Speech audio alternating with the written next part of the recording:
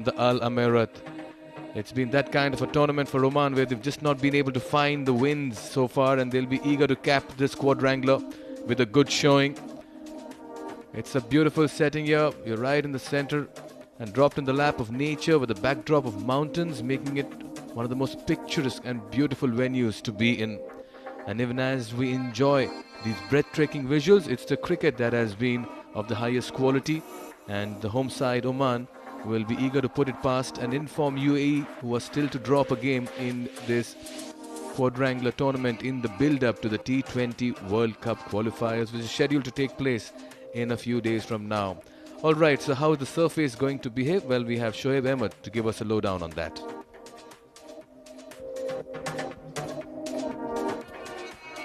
And welcome to Oman Cricket Academy. It's the final day and we've got 2 matches lined up for you. So an enthralling day of cricket ahead of us. Let's look at the pitch conditions. But before that, let me tell you, there was some rain here last night, and today in fact is an overcast day with a light breeze blowing across the field, and the weather is absolutely perfect for playing cricket. Around 20 degrees Celsius, and that wind is definitely going to assist the fast bowlers. Now look at the surface. You can see that it's a little bit dry, and we saw that the spinners really came into the fore. Karthik Mayappan getting some turn and some bounce off the deck. So it is hard, the wicket, and it's got some grass on it. But overall, I think it's going to be a good wicket to bat on. Of course, the first few overs is going to be a testing phase for the batters. If I'm the captain and if I win the toss, I would like to win the toss and bowl first.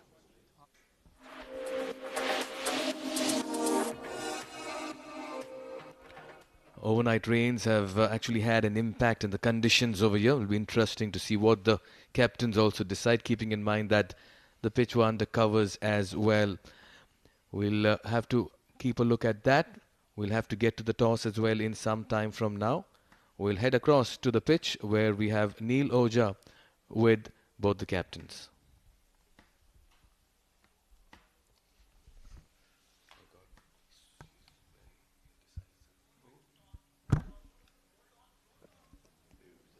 So it's the last day here, ladies and gentlemen, of Wolf 777 Presents Oman T20 series powered by Sky247.net. And if you look up at the sky, it's nice and cloudy, 19 degrees, breezy, and it's an amazing day to play some cricket. On my right is Khawar Ali, the stand-in captain for Oman. Right in the center is our match referee, Mohammad Javed Malik. And on the extreme right is Ahmed Raza from UAE. All in readiness for the toss. Khawar has the coin and he's going to flip it. Tails is the call. And heads it is. Khawar, congratulations. आज क्या decide करेंगे आप? हम bowling करेंगे पहले. और क्यों bowling करेंगे? ओवरकास्ट कंडीशन है, full English weather. Yes, overcast condition है और हमारी बॉलिंग स्ट्रांग है, तो हम अपनी बॉलिंग से पहले स्ट्राइक करना चाहेंगे. सबसे पहले ये बताएं, ज़िशान भाई आज नहीं है, तो क्या रीज़न है और क्या चेंजेस है टीम में? स्मॉल सी इंजरी है उसको, लेकिन हमारा आगे टूर्नामेंट बहुत इंपॉर्टेंट है और is very important player, captain भी है टीम का, तो इसलिए हम चांस नहीं लेना चाह रहे. 2 मैचेस आप हारे हैं इस सीरीज में. आई एम सो श्योर के डगआउट में बातें हुई हैं. क्या प्लान्स हैं, क्या चेंजेस हैं आज के लिए? टीम स्टिल पॉजिटिव है हारने के बाद भी, और प्लान भी हमारा सेम है, बस थोड़ा सा उसमें हम यूटिलाइज कर गए तो हम अपने टॉप पर आ जाएंगे. और कोई टीम में चेंजेस? 2 चेंजेस, तो निशान की जगह पर आमिर कलीम है और निशान खुरम की जगह पर आया है Sandeep. Alright, all the best, give us a good game. Thank you so much. Ahmed didn't win the toss, and well, obviously yes, you'll be batting first. What would you have done? I mean, I would have bowled first as well because we haven't chased in this quadrangular yet. But again, we're happy to bat first. We've batted first in the last 2 games as well. Put up a good total and defended later. So we'll be looking to do the same today. The side is looking fantabulous. You guys are batting well. You guys are bowling well. Any chinks in the armor that you would like to address? I think we've been covering all the bases. I think one place where we would like to improve is our power play bowling. I think we've leaked quite a few runs. Although we have picked up a couple of wickets in the power play, but still, I think for my liking, we're giving 10-15 runs extra in the power play because that adds pressure in the middle overs as well. And so that's something which we've spoken about. Hopefully, we can do that today. Karthik retaining his spot after his performance yesterday? Yes, he is. I think on these wickets, because these wickets have been used for the past 10 days, so might not spin as much, but it will be slow. So Karthik retains his spot. Bhuta misses out today, and Vrithya will be taking the gloves, and Usman comes in. All right, so have a good game and entertain us. Thank you very much. Cheers. All right, ladies and gentlemen, the news from the center is, you can see the breeze, that Oman has won the toss and they'll be bowling first.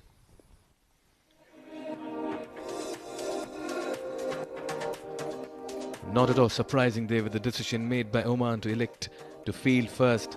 Remember, all teams in this tournament have decided to field first after winning the toss, and this time around with overnight rains and overcast conditions, Oman, who are still to find that win in this tournament, have decided to bowl first. We can see them in the huddle. Just the right time to also welcome my co-commentator Pranav Mehta. Pranav, good morning. Good toss to win here for Oman. Very good morning, Mikhail. Absolutely, it's a fantastic toss. Remember, Oman has won a toss after 6 games, 6 consecutive defeats, and that's the team for Oman. Ayan Khan, Bilal Khan, Fayaz Bhatt, Jatinder Singh, Kalimullah, Kashyap Prajapati, Khawar Ali captaining today, Naseem Khushi, Sandeep Gaur, Shoaib Khan, Syed Amir Kaleem. And for the UAE team, they have a few changes as well. Bhuta is missing out. Raja Akifullah Khan has come into the side, but otherwise it's been a very strong top order that has come to the fore. Chirag Suri, Mohammad Usman too has made his way into the 11. He's a fine pacer, so he'll enjoy these conditions. But Chirag Suri, Rohan Mustafa, batsmen who've done really well. Mohammad Wasim will be eager to get some runs. They have a strong lower order. Ritya Arvind, a fine batsman who performed so well with his maiden T20I 50 as well last evening, was a delight and so good on the eyes. Kashif Dod gave them 23 runs in the last over yesterday and was one of the reasons why UAE put it past Ireland as well. So it's two strong sides, but Oman on paper, they'll need to put that into practice as well. We are minutes away from the start of the first ball, and it will be Oman who will be eager to draw first blood. That's because they've just not been able to find that rhythm and momentum in this tournament. In the last match, Mikhail, Bilal Khan was all over Chirag Suri. I'm talking about the 50-over tri-match series, which Oman played with UAE just prior to this quadrangular series. Would be interesting how Bilal Khan goes about. He would love these overcast conditions. He does swing the ball early in the game. Chirag Suri, and we're seeing a change in batting personnel at the moment. But Chirag Suri in his 19 matches has scored 531 runs. That's Mohammad Wasim. That's Chirag Suri, man of the match in his first outing. Got a good 80 odd runs unbeaten. He's the man in form. 450s for him. 13 sixes. This is a very strong opening pair that UAE have. What's been interesting from the UAE's perspective is they have looked to attack, especially with Mohammad Wasim taking the pressure off Chirag Suri. Time for ball number 1. Chirag on strike. It's Bilal with the ball, and immediately you get to see Chirag just fishing around the off stump. He got a career best 84 not out in that first game of the quadrangular. Carried his bat till the end. But good conditions here for Bilal to exploit. Definitely, Mikhail. Bilal is an old warhorse for Oman. He's been playing for Oman for quite a while. 40 matches, 56 wickets, 3 4-wicket hauls. And that economy, ever so precious, 6.59. Anything below 7 in a T20 format is pretty good. Almost getting an inside edge onto the stumps. Very fortunate there, Chirag. He's off the mark with a single, and so is UAE. Not in the most convincing of ways, but they'll take it for now. Rice smile as well. He knows he's just gotten a little lucky over there. This is the kind of luck that you need to get off the mark or do well in a T20 format. You always are expected to be attacking in that 6 overs, and even though it is forecast conditions, you cannot take in a lot of time to play yourself in. A slip in place, a deep point as well, and a third man. Fine leg is up. Nicely bowled. He'll steal another single towards point. Mohammad Wasim will need to score big today. He's looked good, but he's not been able to convert the starts.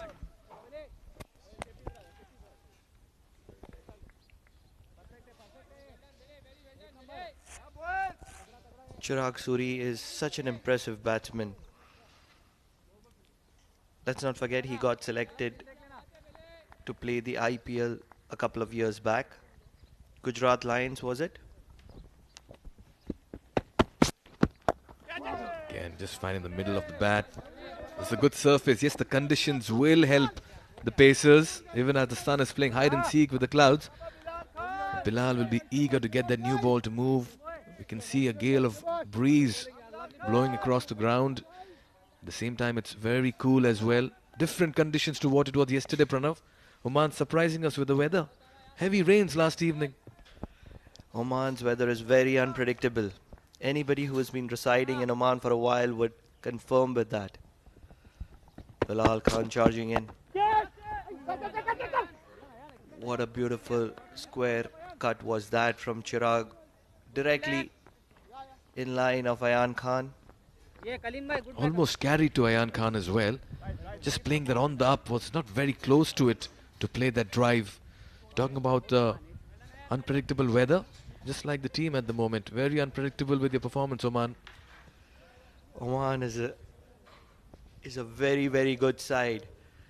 Surely not pushing it too hard, understanding that they have a very important tournament coming right back. I was talking to a couple of players and they were telling me that we are not putting in 110% right now. We understand that these matches are important, but we do understand that the qualifiers are even more important.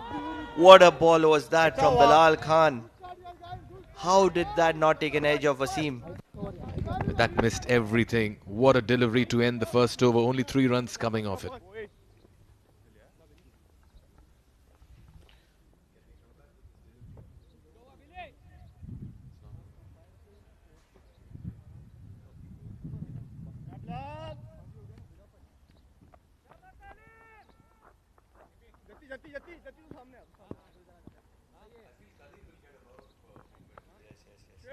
Is that center, sir?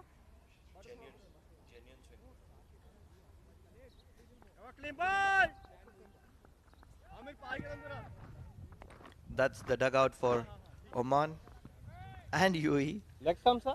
Both the players sitting together. The captain, Kalimullah, would share the honours with Bilal Khan to open the bowling attack. 13 matches, 9 wickets. Would like to add on to that wicket column. And these are the best conditions he would love to extract value from the surface. Oh yes, Kalimullah is a fierce, aggressive customer. May not come across as someone when you're talking to him. Presents a very gentle demeanour. But with the ball, he's very aggressive and is always into the batsman. He's bowling from the Oman tail end. A hint of movement showing. So these are great conditions if you're a pacer. A good opportunity here for Kaleem and Bilal to exploit. We just look at that Bilal Khan delivery. That ball missed everything. Too much of class in that.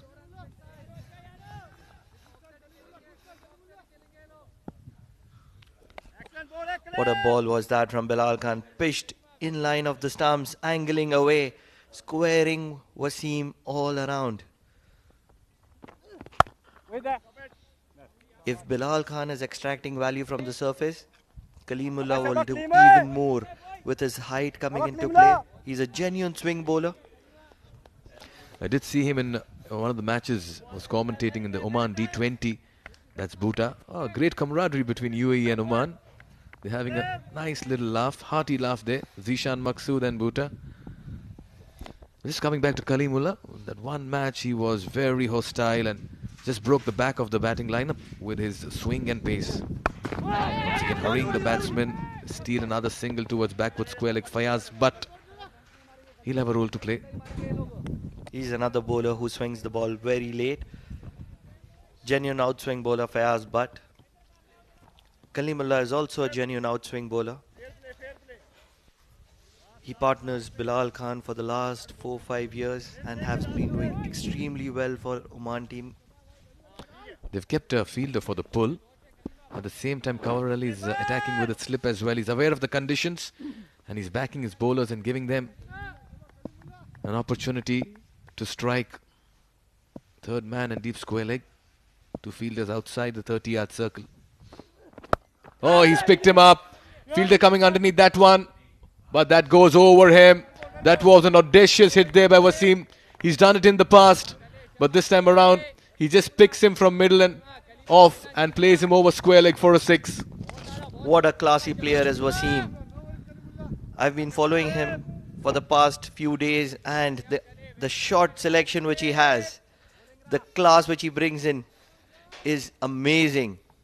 Oh, he just went in with the angle actually. The ball was drifting towards middle and leg. But to play that shot in such conditions just talks about the kind of confidence and conviction he has in his shot making. That has also spelled doom for him, but he continues to play his style of cricket. Kalimullah charging in, not giving much of room to Wasim. He's a fantastic player on the offside as well. He loves to play on the up. He's played Kalimullah over the cover region. He attacked Kalimullah a lot in the 50-over format. I'll tell you what, Kalimullah would not have been impressed with that 6. The next delivery that he bowled, you could see him literally charging at the ball as well. He didn't want to give that single, and he wanted to have Wasim on strike. He wanted that battle to continue. Kalimullah is a warrior. If you see Kalimullah appealing, that would really be interesting. Meanwhile, Chirag picks up a quick single to end the second over. It's 12 for no loss for UAE.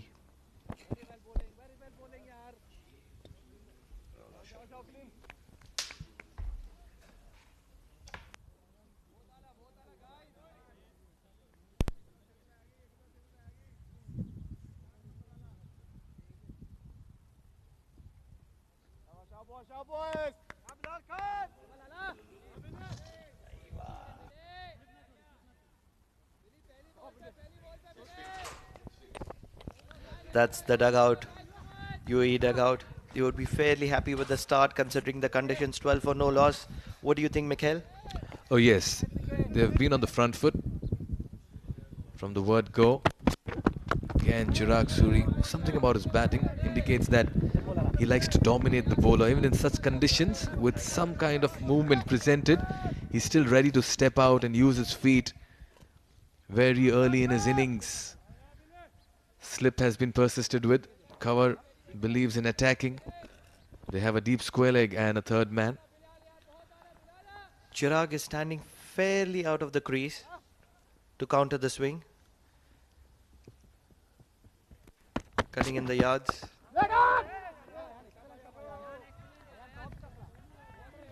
Just see the way the ball is coming onto the bat. The surface is really good. So if you can give the first 15-20 minutes to the bowler, to the pacer, this is great conditions to bat in. The conditions in Oman will always be batting friendly. I'm sure most of the teams have enjoyed batting. Yes, Oman will do well if they can round it off with a good performance today. Oh, he's picked that up. Fine leg inside. Falls in no man's land. And it wins the race as well. Enough legs for it to reach the boundary. And the coach is impressed. And Chirag Suri continues to play some attractive shots in this quadrangular tournament. That was a good shot ball, Bilal Khan. Chirag not getting completely hang of it.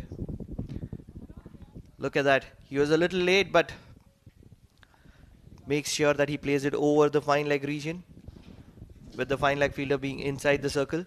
Just the wrong line and the wrong length with fine leg up. But of course the deep square leg was in place for that. Nicely played towards mid-wicket. Equally well fielded. That's cover. And the moment he saw that hit by Chirag, he's moved himself from slip to mid-wicket.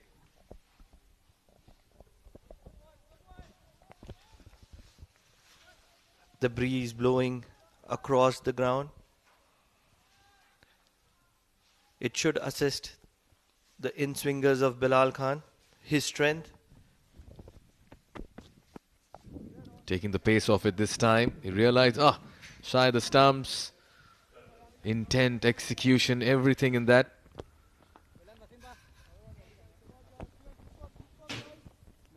I've liked the intent of this Oman team. That was a slower one. Chirag looking to guide it to the kind it down to the third man for a single. I love the intent of this Oman team today. They looked a different side today compared to what they have been in the last two matches. They're up against a side who have looked so good in this tournament and have played like contenders getting into the T20 World Cup. Oh, that's a very poor shot. Just playing the wrong length, cross-batted. That was more like a number 7, number 8 batsman's shot. 3 overs gone, it's 16 for no loss.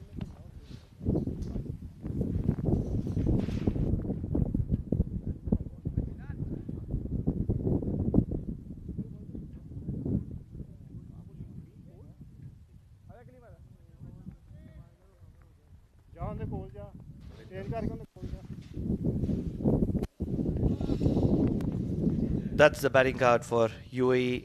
A good start for Mohammad Wasim. 7 of 4 balls. Chirag Suri struggling to find his rhythm. 8 of 14. Oh yes, he's taken his time. Mohammad Wasim will always have the strike rate over 100 if he's opening. That's his style of play. But he's often been guilty of also throwing it away after a good start. So he'll want to apply himself. Kalimullah to continue. Some great stories come out of cricketers who travel the length and breadth to pursue a career. Kalimullah is one of them. Very grounded, very focused. It's pretty windy out there, the breeze. Can that be taken? The third man pushing in. What an effort was that? Bilal Khan, after putting in all the hard yards in the last 2 overs, giving it everything for that catch. And in the process, he may have also injured himself. These are not great visuals if you're an Oman cricket fan, but he's up on his feet. But that was a very good effort. He covered good ground to get underneath that one. We'll just try taking a look at that once again.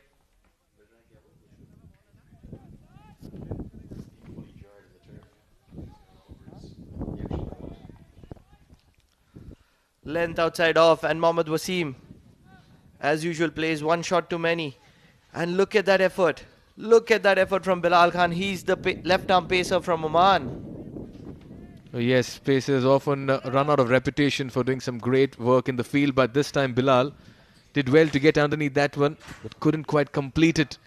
Kalimullah will feel a touch unfortunate. Much better delivery and much better shot as well. Wasim, the problem with Wasim has been that he tries to go ahead of himself sometime. There's so much of shots in his book, he does not know which one to play. Definitely gets carried away. He's such a classic player, and he picks the ball up so early, and then he plays one of those shots. Just can't believe it. But this is where Oman also should be grabbing opportunities. They need to convert their half chances if they have to make an impact up front.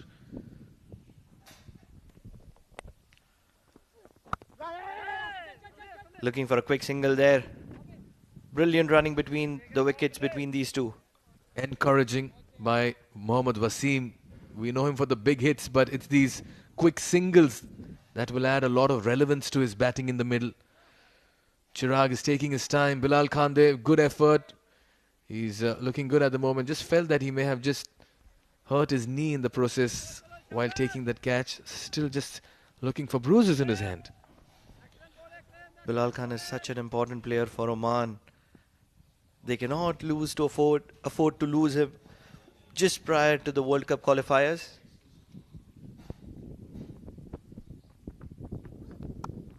Nicely making room for himself and gliding it down to third man. Chirag Suri may be taking his time, but he's looking very solid in the middle.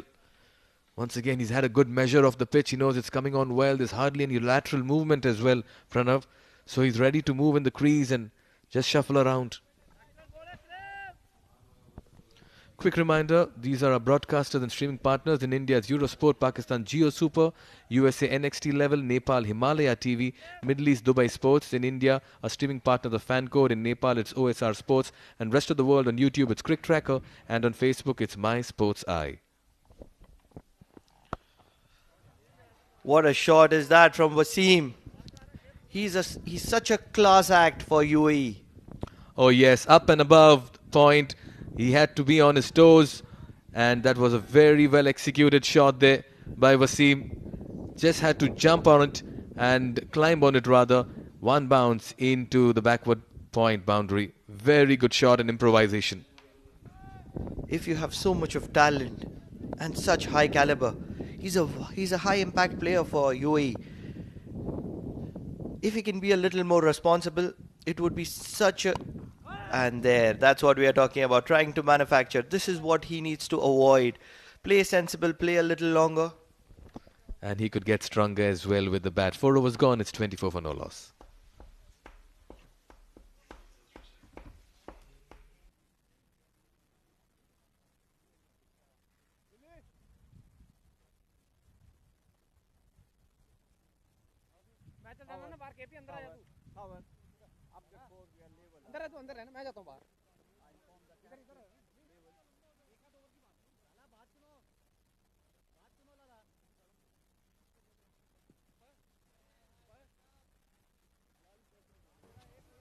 I agree.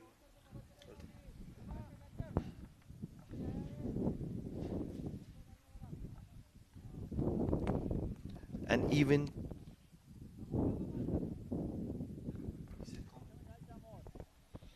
it's an even Stevens start for Oman and UAE. Ahmed Fayaz Butt coming into the attack, 18 matches, 14 wickets, an economy of 7.26. Another seasoned campaigner here for Oman. Pitched up nicely and wonderfully presented the full face of the bat by Chirag Suri. We'll see a lot of this when Chirag is batting. He likes to play with that straight bat. He likes to play in the V, and the bat maker's name comes right in front of us. Yes, it's even Stevens, as you mentioned. Oman will be happy that they've not really allowed UAE off the hook. At the same time, UAE will be happy that in these conditions, they've not given away a wicket as well. Sedate start for them, but Oman will be eager to get at least 1 or 2 wickets. That's because UAE bat deep. Knowing Oman and the Oman team, the way they like to play is if they can keep things in control in the power play, then the spinners come into play. They are very highly reliant on the spin attack.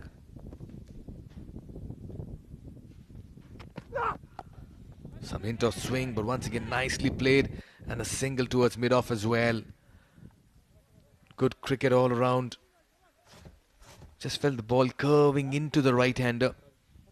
Shoaib, one of the fine talent in Oman cricket. We'll see a lot of him in the coming years. On the up, playing it towards mid-off. Getting a little bit of inward movement, late inward movement. Putting in a lot of effort Fayaz, but in his younger days he was a genuine swing bowler when he got the wickets of KL Rahul, I believe, 2010 World Cup, Under 19 World Cup. Pranav, you ask Fayaz and he'll say I'm still young. Definitely young at heart. And what is going through Wasim's mind? He does not like to remain quiet for long.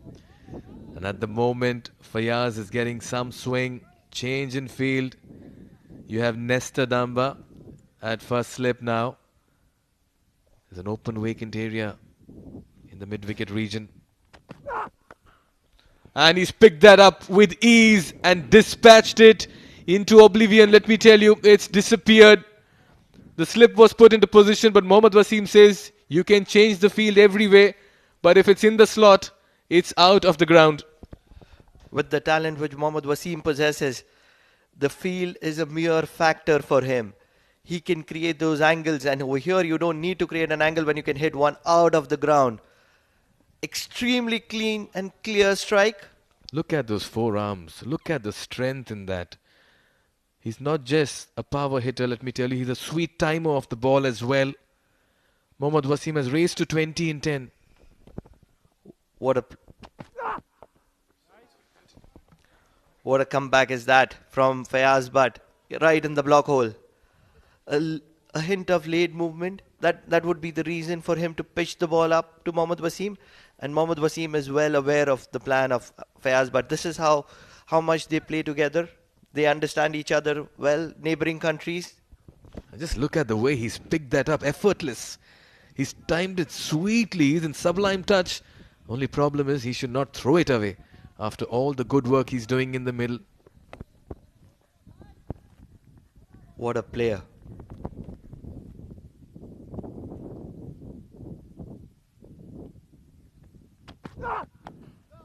Nicely bowled, nicely played.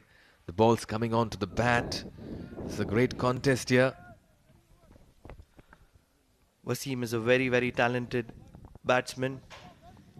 He plays that important role which can give a little bit of extra time to Chirag. He's another very talented player for UAE. On the other hand, Fayaz Butt looks to pick up wickets early. That's the role being assigned to him. I'm sure spin will be introduced very soon. There's Amir Kaleem in the side who's very tidy with his left arm orthodox. Oh, that was wide, almost to the fielder at extra cover. Was that a chance? Fayaz is not impressed. Surely stopped a boundary. I really feel that was an opportunity, but it's 5 overs 32 for no loss for UAE.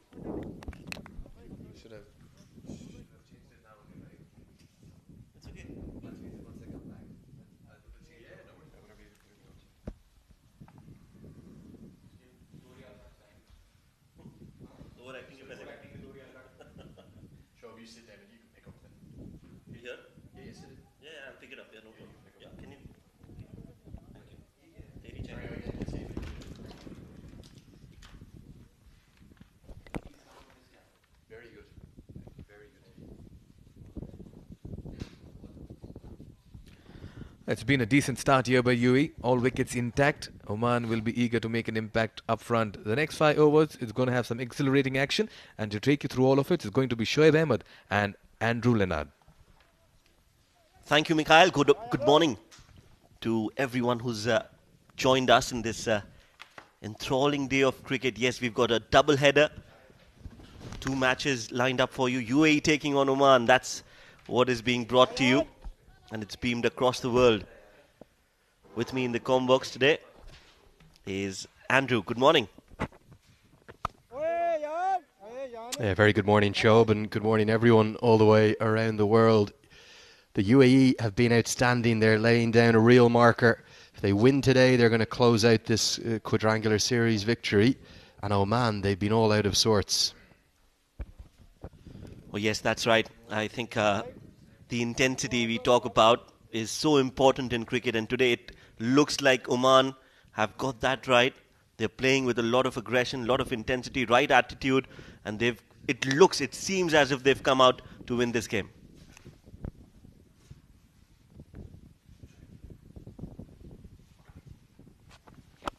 Down the track, what a catch.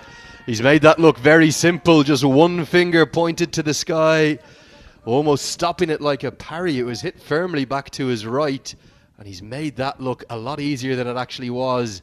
The change to spin has worked. Oman needed that breakthrough, and it's come from the left arm spin. Yes, Ayan Khan, what a good catch that was, really. Reflexes, not a lot of time to take those kind of catches, but he does well. He's a gun fielder and an excellent bowler as well. Chirag Suri, the first victim to fall down. 10 of 18 for him, UAE 33 for 1.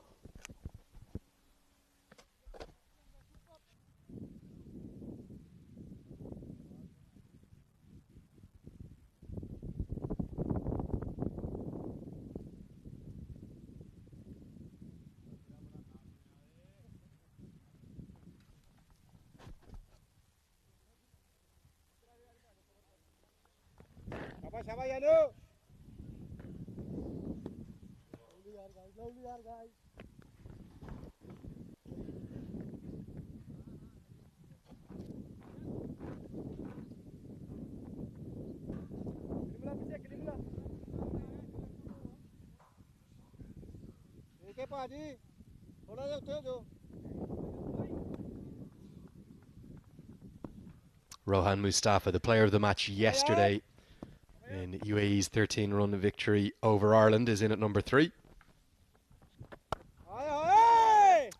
This catch, Shoaib, was absolutely outstanding, wasn't it? Really good grab, and that's just the breakthrough Oman needed. That's right, you need such catches. You need to be on your toes to shift the momentum in your favour. Meanwhile, a sweep coming in from Rohan Mustafa. He's played that in the gap between the long on and the mid-wicket fielder. Won't go all the way, but will get a couple of runs. He's an exceptional touch, Rohan Mustafa. Take a look at this, and I tell you one thing. Ayan Khan is going to be getting a Christmas card from that umpire, because he was taking evasive action, Akbar Ali, wasn't he? I think he thought he was going to wear that right on the top of his hat, and really good catches ended up saving the umpire. That was aimed right at him.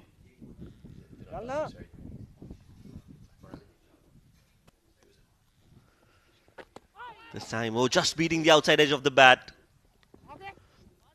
Won't go all the way. And another run added to the total, and I think that will be a bye, signaled by the umpire. Doesn't look like. Well, there was some bat onto it, seems. Let's take a look, because I don't think there was an edge. Oh, there was a very fine edge. A good decision. That's a drop chance. And a drop chance behind the stumps that should have been taken. Just a feather of an edge.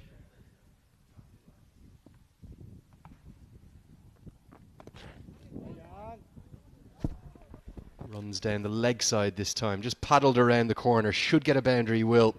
Wasim showing some touch to close out the 6th over. Close out the power play. Honours about even. 6 overs gone. It's 40 for 1.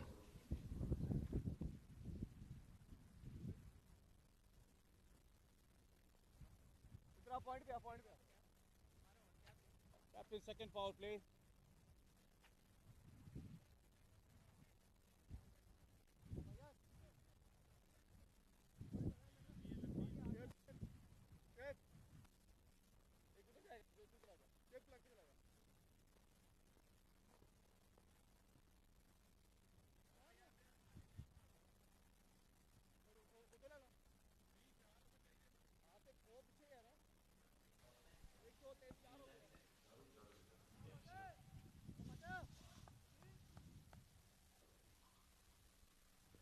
Fayaz Butt will continue from the Oman LNG end of the ground.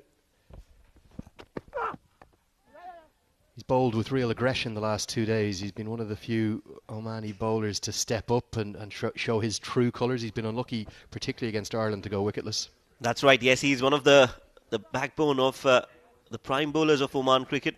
Has been around for a long time. That's Akbar Ali on your screens. Yeah, incorrectly called. It was Vinod Babu who was taking that evasive action. Vinod Babu, the standing umpire from Oman. Akbar Ali, as you rightly said there, from the UAE. Rahul Asher is our third umpire today, and Mohammed Javed Malik rounds out our team of match officials, the match referee from ICC. That's Vinod Babu.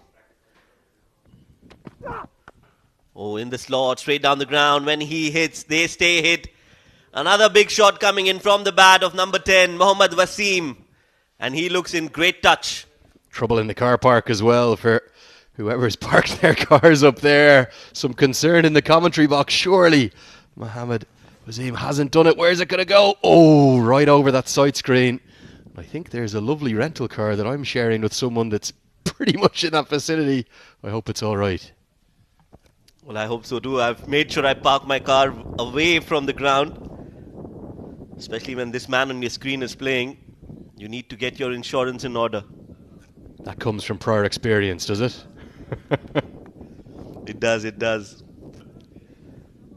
Especially in Sharjah, if you know, the grounds are not that big. The ball does cross a lot. It goes onto the street. And a lot of cars are in a lot of trouble when this man is playing, Mohammad Wasim. Nicely worked behind square, out to one of the 2 changes for Oman today. That's Syed Amir Kaleem, who comes into the side, as does Sandeep Good. They come in place of Zishan Maksud and Khurram Khan. And Syed Amir Kaleem hasn't played a T20I for over 2 years. 40 years of age. That's encouraging for all us veterans. Absolutely. I think he deserves a spot, and I say that because he was exceptional in the domestic tournament, the D20 that was just concluded a month back. He got a few man of the matches. He was excellent with the ball and very impressive with the bat. He batted up the order and scored tons of runs. So he has definitely earned that call back. And today he will be on display for everybody to see how fit he's become. in the last few months as well. He's worked really hard on his fitness as well.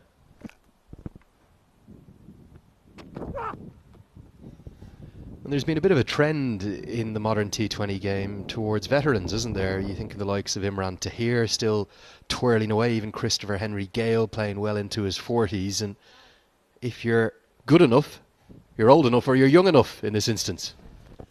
Yes, that's right. You can be a part of the T20 format because it doesn't take a lot of toll on your body. Yes, it is a high intensity game, but it's a short burst of gameplay. It's a short burst of energy.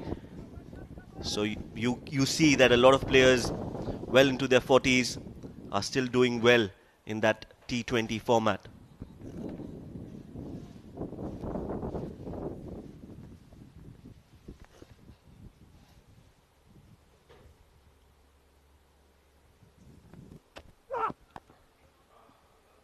Mohammad Waseem looks in really good touch. He possesses all the power game. We see that he can clear the ropes easily. Would you like to see him just build his innings a little bit better? Yes, absolutely. I think that's what we were discussing yesterday as well. Just before he got out, we were saying if he can manage to pace his innings well, he will score a lot more runs for UAE and for himself. Jatinder Singh, one of the other stars on your screens, he will have a role to play in the second innings. Would be great to see some runs off his bat. Yeah, and rare to see Jatinder Singh out of form, particularly at this venue, which he loves so much. No real scores of note so far in this quadrangular series. Oh, another pickup. That's massive.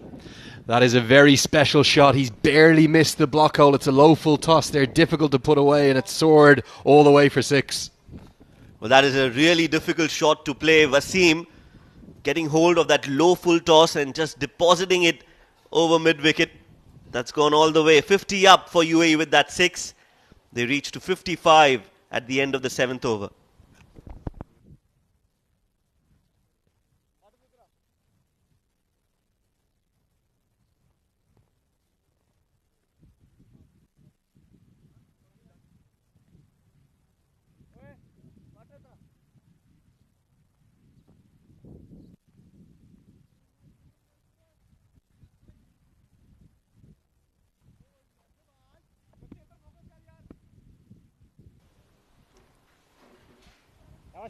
Rohan Mustafa gets to target that slightly shorter leg side boundary with the ball turning into him. A test here for Ayan Khan. How good has Rohan Mustafa been, not just this week, but over the course of the last 5 or 6 years for the UAE? Well, he's been an experienced campaigner. He's been in the UAE plans for a lot of time. This time, the Mohammad Waseem getting hold of that 6 on the last ball of Fayaz. But Rohan Mustafa has been exceptional, and he's been an all-round performer in every sense of the word. Whether it be batting, bowling or fielding, we've seen that. We've witnessed that in a very short span of time in the last 2 matches. The first game he scored 49. The second game he upped it, he bettered it. And what must be so encouraging for Rohan Mustafa is the quality of somebody like Mohammad Waseem coming into the side. That century against Ireland laid down a real statement of intent 5 or 6 months ago there in Dubai. He must be really pleased with the quality that's coming into this Emirati team. Well, yes, we saw Rohan Mustafa opening the innings before Mohammad Waseem was in the plans. So he was a part of the 2 top-order batsmen, Rohan Mustafa. But since Mohammad Waseem has come in, he's got a different role to play in the UAE setup. And having somebody who can clear the ropes like Mohammad Waseem can, with that strike rate up in and around 200 when he's going well, makes such a difference to someone like Mustafa, who does take a little while to get going. He's not going to score and blitz you right from the off. He'll usually take a little bit of time to gauge the pace of the pitch, to get things moving. He can hit the ball nicely, but he'll just nudge it around for his first 10 or 15 deliveries. Yes, he likes to take his own time and then start scoring runs once he's well set. And this is an interesting ploy from UAE as well. They saw Ayan Khan has been brought into the attack. So Ritya Arvind has been pushed to number 4 and Rohan Mustafa has come out to bat. Nicely bowled by Ayan Khan, just holding it back. I think he probably saw Mohammad Waseem coming. Rohan Mustafa, 33 years of age, feels like he's been around for decades. Yes, it does. I remember him playing the 2015 World Cup in Australia, New Zealand, and he's been a regular feature in the UAE side. Was also the captain of the team for quite some time. Somebody who's probably a bit unlucky not to have played more franchise cricket around the world. Has played the Everest Premier League in Nepal, the GT20 in Canada. Yes, that's right. This time he's played that in the cap. Rohan Mustafa, we'll continue this discussion after the end of the 8th over. UAE are 60 for 1.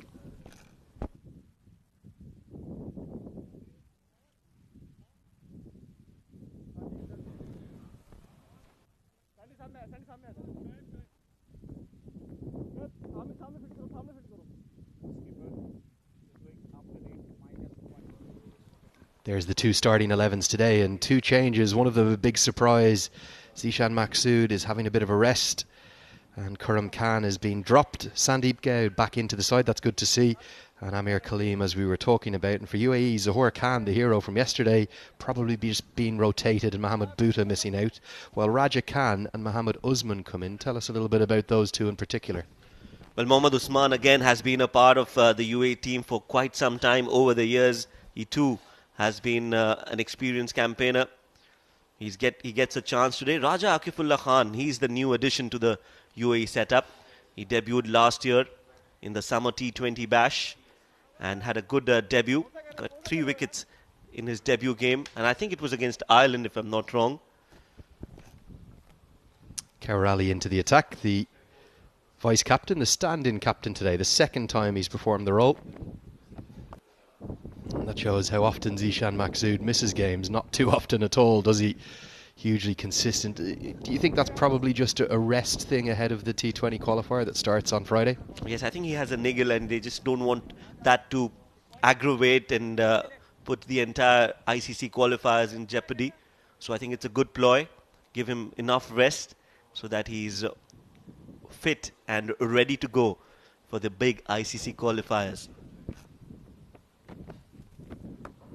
Picked up, and that's going to be 6. The ease with which Mohammad Waseem hits the ball. He's making a statement here again. He made a statement with that century against Ireland last year. Keep your eyes on him for franchise leagues going forward. Look at the breadth of his shoulders. A simple 6 into the leg side. Oh yes, that's his favourite zone. He can play there. Every time you pitch a ball full, it is going to go and hit the building there. Oman Cricket Academy. You can't be bowling full cover. Especially not to this man. He's on 48, 1 shot away. Looks like he's going to go to 50 with a maximum, just a clip into the leg side, and glass nearly sent smattering at the Oman Cricket Academy. What a 50. It's come in really quick time with plenty of maximums. That's his 6th 6, would you believe? It's come from just 25 deliveries. How good a cricketer is Mohammad Waseem? Well, Mohammad Waseem is the future of UAE cricket. And if you want to know more, just Google him, look at the shots that he plays. And if that's not enough, this innings itself will be a testament to how great a batsman Mohammad Waseem is. Manages to pull back his length. He's been dispatched for 2 6s into the leg side, and Bilal Khan is not going to be able to cut it off. Just watching himself after that near nasty injury. 6 6 4. Mohammad Waseem is playing a gem of an innings. He is absolutely taking the game away from Oman at the moment. 58 of 26 deliveries. That's what his scoring rate is, more than 200. And if he continues for a few more overs, it is going to be very, very difficult for Oman.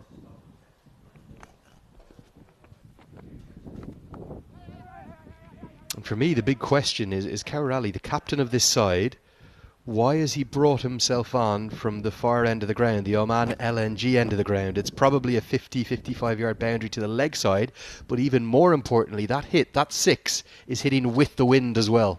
That's a very valid and fair and interesting observation, Andrew. I wouldn't understand and comprehend why he would bring himself from that end. I think he's learning the lesson the hard way. Isn't he just? Always give yourself the room on the leg side as a leg spinner. Single for Mustafa will close out the 9th over, an expensive one, 19 off it. It's 79 for 1.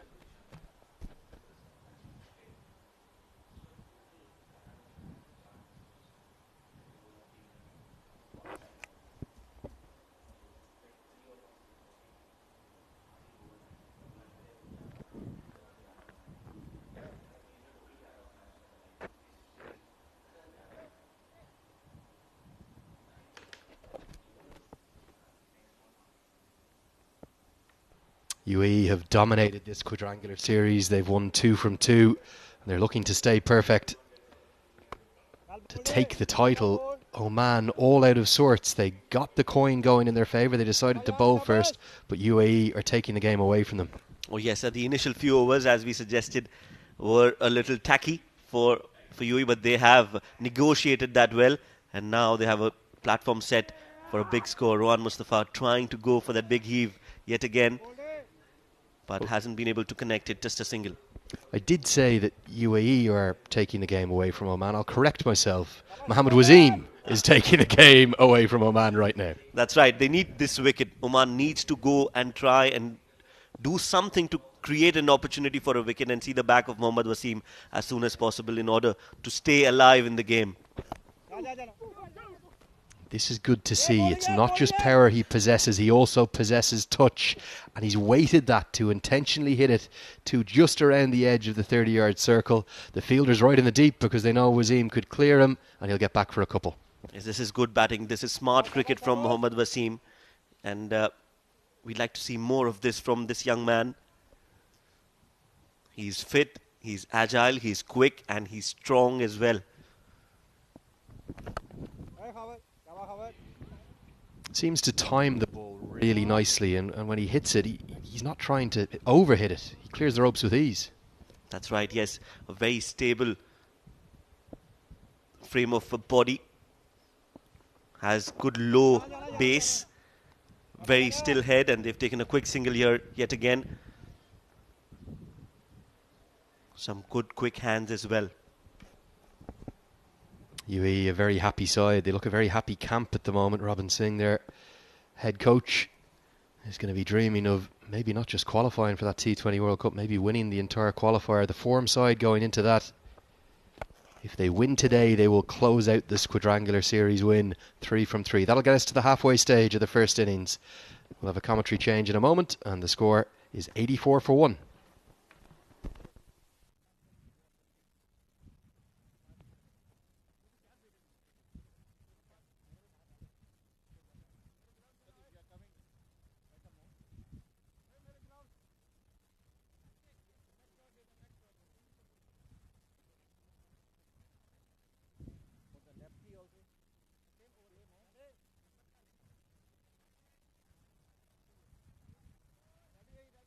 What a start this has been by Mohammad Wasim, often guilty of throwing it away. Today he's shown application, he's put a price on his wicket, and he wants to get bigger with his runs. 62 and 30 out of 84 shows the kind of domination he's had. Meanwhile, only one success here for Oman in the form of Ayan Khan, 1 for 18. They're clueless at the moment as to how can they stop Mohammad Wasim and purchase another wicket. 84 for 1 at the halfway stage, giving me company. Neil Oja. What a start by UAE. Oh, fantastic. Absolutely fantastic. On the money. Sandeep Gaur is the new man in. He'll be taking the charge with his little experience. Right arm medium fast. This is his third match. Picked up 2 wickets before this. Slow one there. We'll get a single there. We'll bring Wasim on strike. And what a fantastic knock we've seen today. We've seen a brilliant batting performance coming in from Wasim. And rightly said, Mikhail, you said a while back that he's been the culprit as far as his own batting is concerned. Got that start, would squander it away. But today, he's come with this intent to play literally everything. You bowl a good delivery, he'll punch it down the ground, take a single. Now that's an edge. We'll go for the first one. The ball slowing down near the boundary. We'll get a couple of runs. Oh yes. Luck going his way. Once again looked for that expensive drive. It was in the slot. This is the way he's batted today, Mohammad Wasim. He's picked the bowlers, picked his spots, and with ease he's dispatched the ball all over the ground. Look at the execution, look at the power and timing on it. And he's dealt in sixes. This was again leg spinner over long on. Straight back down the ground. We have back live. This is not a highlight package. This is Mohammad Wasim just teeing off in style. And Kashif is enjoying every bit of it. Oh, well, absolutely. Not just the dugout. Here in the commentary box, we are enjoying every single shot that Wasim is playing. And why not? Clean as a whistle, this man is dispatching every single poor delivery out. I'll tell you what, the pace at which Sandeep Gaur is coming to him, he can't error in line or length. Keep your cars away from the ground at the moment. Ensure you have a strategic parking. That's because if Mohammad Wasim is batting, he can target any place, anywhere. 17-32. Finally, that's a good throw, Mr. Rahul Ashar. I'm very concerned about Shoaib's car. Our co-commentator has parked his car right in that zone where you would see Wasim's shot. And I have no doubts that the risk zone has just increased. Sandeep Gaur, slow one this time, leading edge. Lucky for him that Bilal wasn't able to reach the ball on the dive. You get a couple of runs nonetheless. The second time the ball is going in that direction. Mohammad Wasim just trying to hit it a little too hard over there. He's putting in a lot of effort on that. This was just delivered at a very gentle pace. And Bilal Khan gave up on that dive. I'll tell you what, Sandeep Gaur has to be very careful with his line and length to Wasim. No ball. Ouch. You're a gentle medium pace bowler and you bowl a no ball, and it wasn't even an effort ball. It wasn't a ball where he was trying to bounce, trying to extract that extra leverage. It wasn't a delivery which he was trying to pitch further up. Nothing like that. And ouch, that's a poor delivery. Oh yes, the pressure is back on Oman. Remember, they won the toss, decided to field first in overcast conditions. But UAE's high point in this tournament has been the strong starts they've had. Number 1, 2 and 3 have laid the foundation in every game. That's been the reason for their success.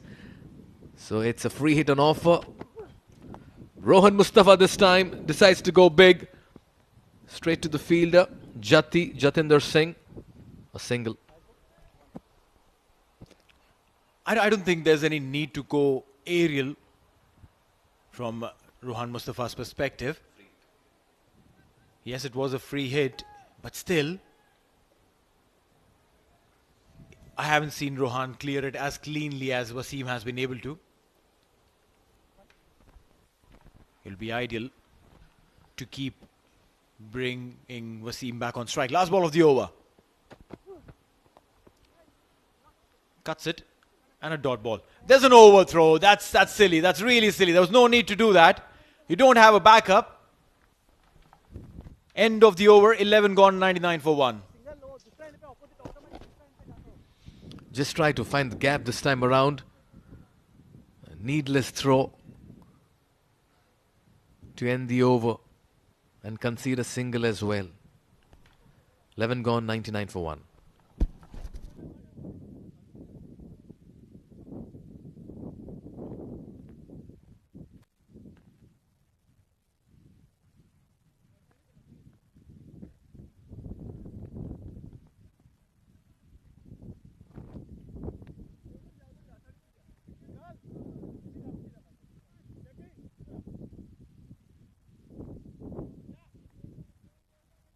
Shayan.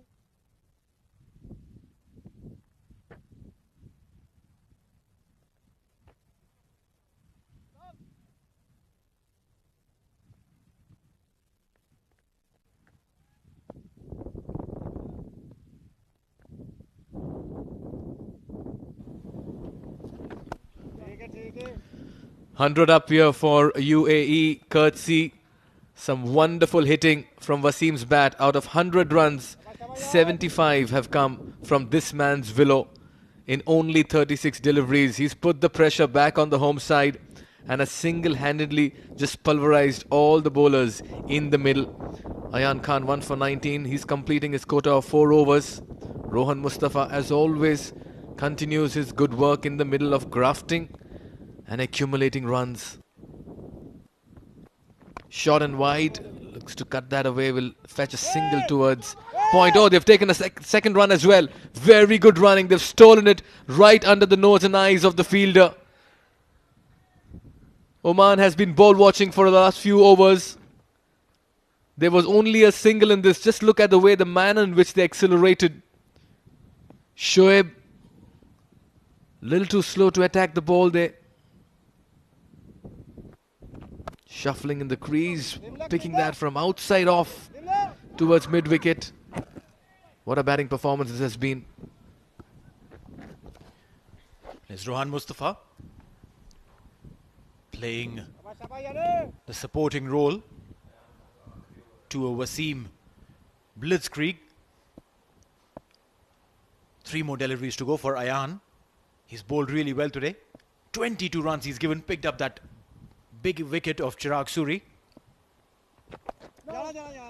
Getting some turn there. Mighty impressed with this youngster Ayan Khan. The way he bowls. Bowls with a lot of heart. Varies the pace when he's bowling.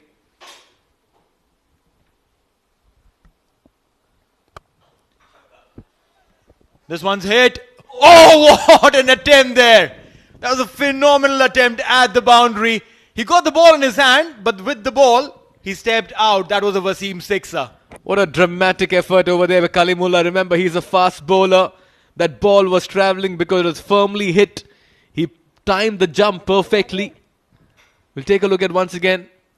Hits it hard. Kalimullah gets underneath that one, times his jump perfectly, realizes he's crossing the boundary rope, and by the time he thinks about getting back, it's a little too late.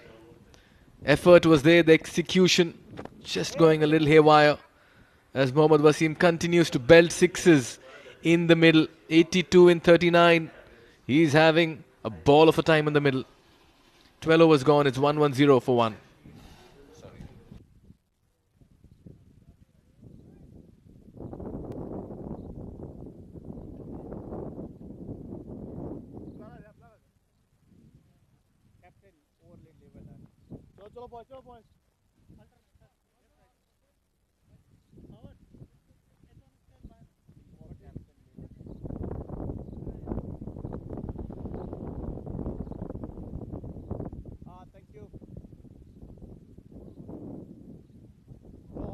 Thank you, batter.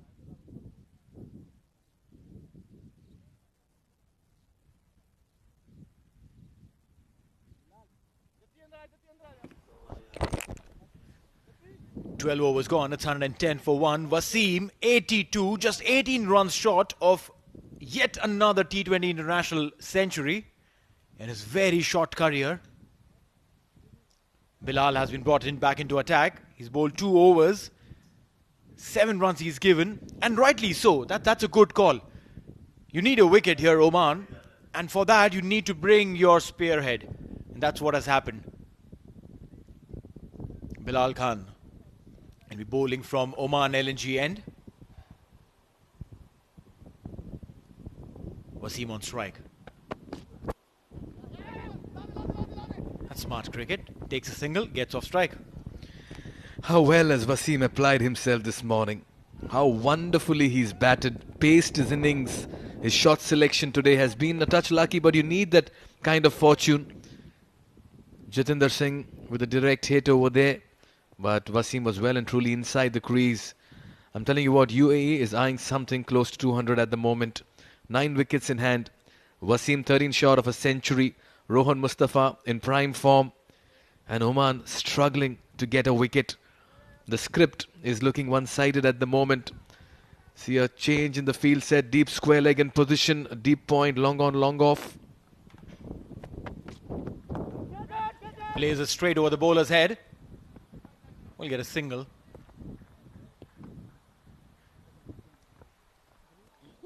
This is sensible.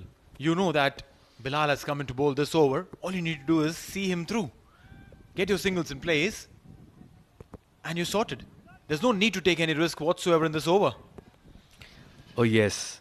And what Rohan does consistently is that he rotates the strike.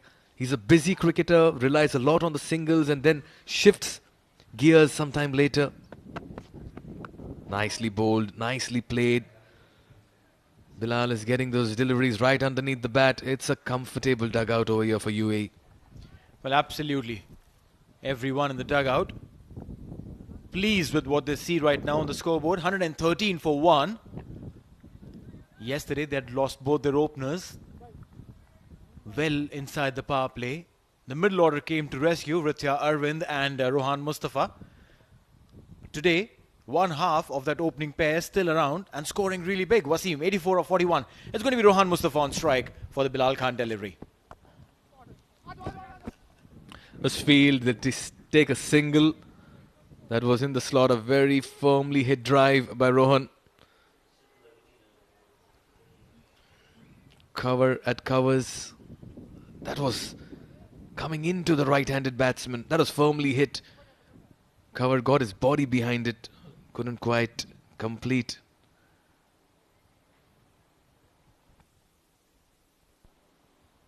The sun is finally out at the Oman Cricket Academy. It has disappeared since last evening. Nice delivery. Well, that's a very good delivery there. Bilal Khan varying his pace on that occasion. And look at that. That's a slow one. Beats him completely. Very, very sensible, Bilal Khan. 4 runs of this over, 5 deliveries bowled. One last delivery to go. If this is played well off by UAE, I think it will be a moral victory for them. And that's exactly what it is. A dot ball to end the over, that should not hurt them much, but they've seen through Bilal Khan's over. 13 overs gone, it's 114 for 1.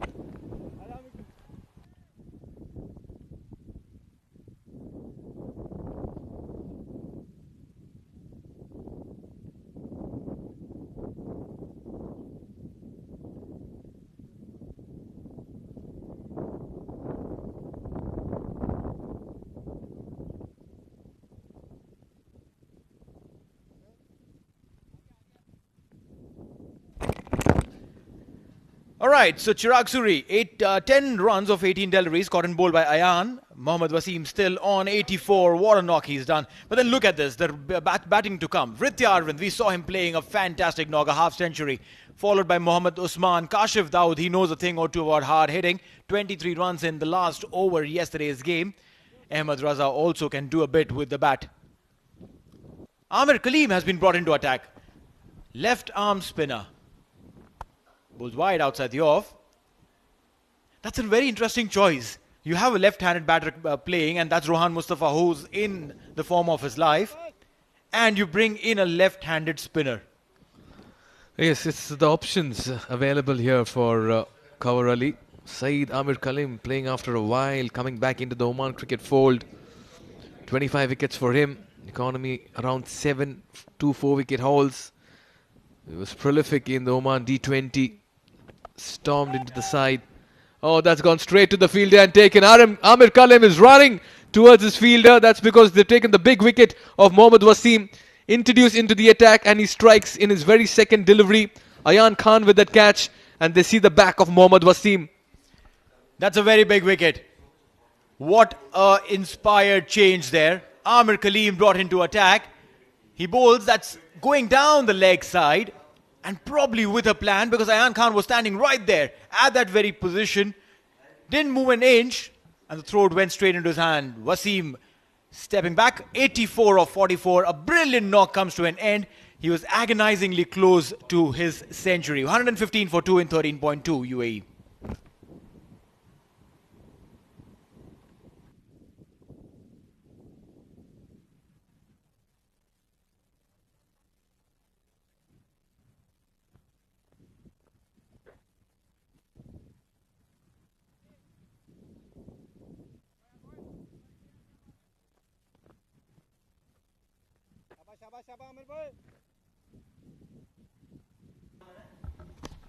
So Oman finally get the big breakthrough, courtesy Amir Kaleem, making a comeback into the Oman national colours after a while, and in his very second delivery, strikes by getting the big wicket of Mohammad Wasim, sending him back for 84. What a start for him, and what a comeback as well. Giving the charge this time, Rohan Mustafa. Has he found another fielder? Yes, he has. It's 2 in 2 for Amir Kaleem, and he's delighted. It is more of relief than elation at the moment. And what a fine comeback he's making into Oman national colours. Rohan Mustafa departs. Wow, that's a big wicket. Rohan Mustafa had got 2 big knocks in those 2 big games. And now today, just when the tide was swaying their way, he steps out on a wide-ish delivery and plays it straight down the throat of the fielder standing there. Rohan Mustafa taking that long walk back. Caught Shoaib, 19 of 20 of a Saeed Amir Kaleem delivery. 115 for 3 in 13.3.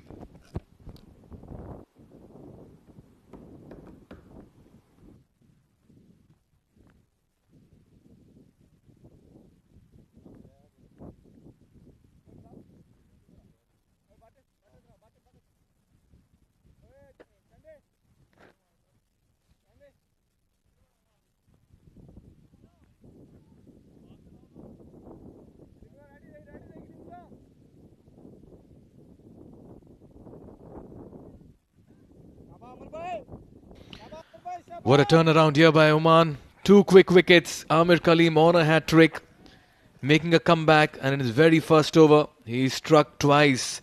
Basil Hamid, the new man in, he has a strike rate of 139. Watchfully defended, no more risks. Play with caution.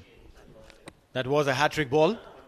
Basil Hamid was aware of it, played it back to the bowler saying, buddy, I'm not going to give you a wicket for sure on this delivery.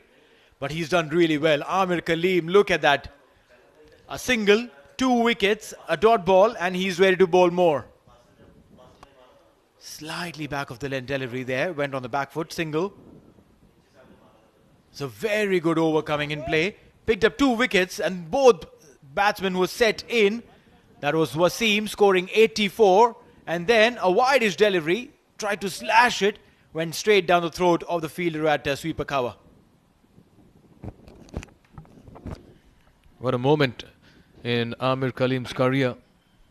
Was out of the side for a considerable amount of time. Has had to storm his way back into the side. Has had to wait for his chance. Getting a game in the final match of this quadrangular. Nicely fielded. And he's gotten fitter by the day. What a start. What an over. 2 in 2 of the first over. 14 gone. It's 116 for 3.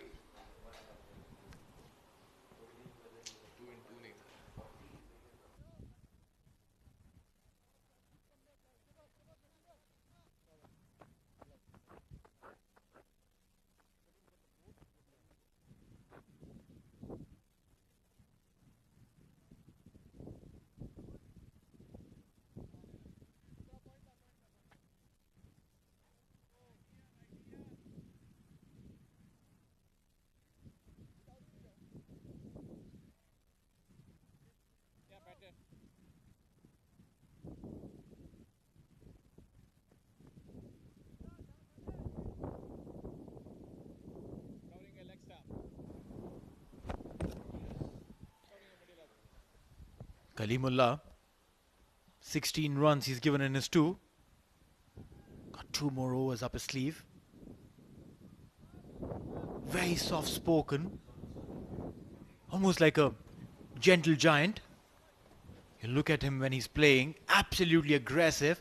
You meet him outside, he'll speak to you like he's like the nicest person on this planet. Very sweet, very soft spoken. Slower delivery, big shout. Will the umpire be interested? Yes, it is. Basil Hamid is out. What a change here by Captain Kawar Ali. He's made 2 wonderful changes, introducing Amir Kaleem and now bringing his frontline pacer Kalimullah back. And that ball came in sharply. Basil Hamid, look at the way it cut in, trapped in front. And Akbar Ali had no problems raising that finger. That vociferous appeal by Kalimullah was testimony that he was sure it was hitting the stumps. Basil Hamid departs for 1 in 3 deliveries. UAE losing the plot midway. It's 116 for 4.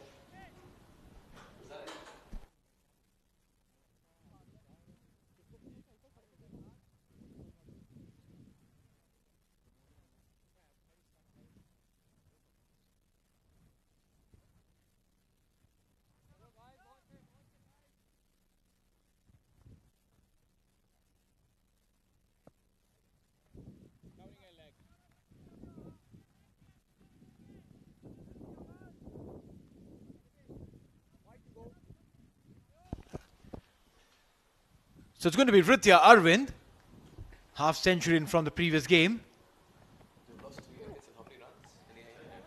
Soft hands. Go back. There's no need for that single. But you do get a little tentative. 8 matches, 131 runs. I wonder why the 50s column's not showing anything. He scored a 50 yesterday. I'll tell you what, UAE have lost 3 wickets for just 1 run in the last 5 minutes. Now, this piece of statistic will serve as inspiration to Oman because they've just pulled things back. Oh, he's picked that up. I've never seen a shot like this. What a shot by Ritya Arvind, you little beauty. And a bundle of talent. How did he do that? Just walked in, facing his second delivery, and he just picks it up, this ramp shot, outside off, over deep square leg. You might want to call it unorthodox, but that's orthodox for Ritya Arvind. That's how he plays. Just comes in and stamps his authority on this wicket. Yesterday, the first delivery that he faced, hit it for a 6. Today, second game he plays, second ball, hit for a 6. The best part about him, last evening he came in at number 3. Today he comes in at number 6. The way he's adapted to situations. 10 points, young man. Breathtaking innings last evening, and once again he's adding a touch of class today. But Oman have just brought things back and clawed their way back into the game.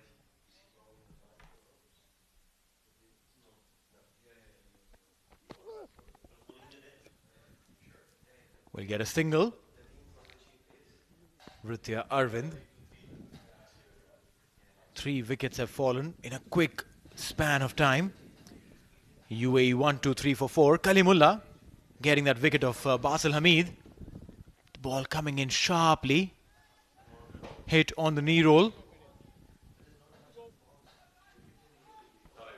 And Basil right in front of the stumps. The umpire took a while, took a nice clean look, processed the whole thing in his mind, and then said, he's out. Yes, what was encouraging to see was the manner in which the ball actually cut into the right-hander there. Oh, he sprayed that outside off. So what happens when a bowler is high on confidence, fresh from a wicket? You tend to do that extra bit. But what a turnaround from the score reading 115 for 1.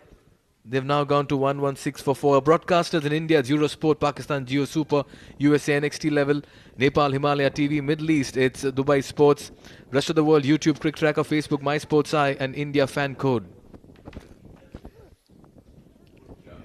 Osman plays it towards the third man. Will get a couple of runs.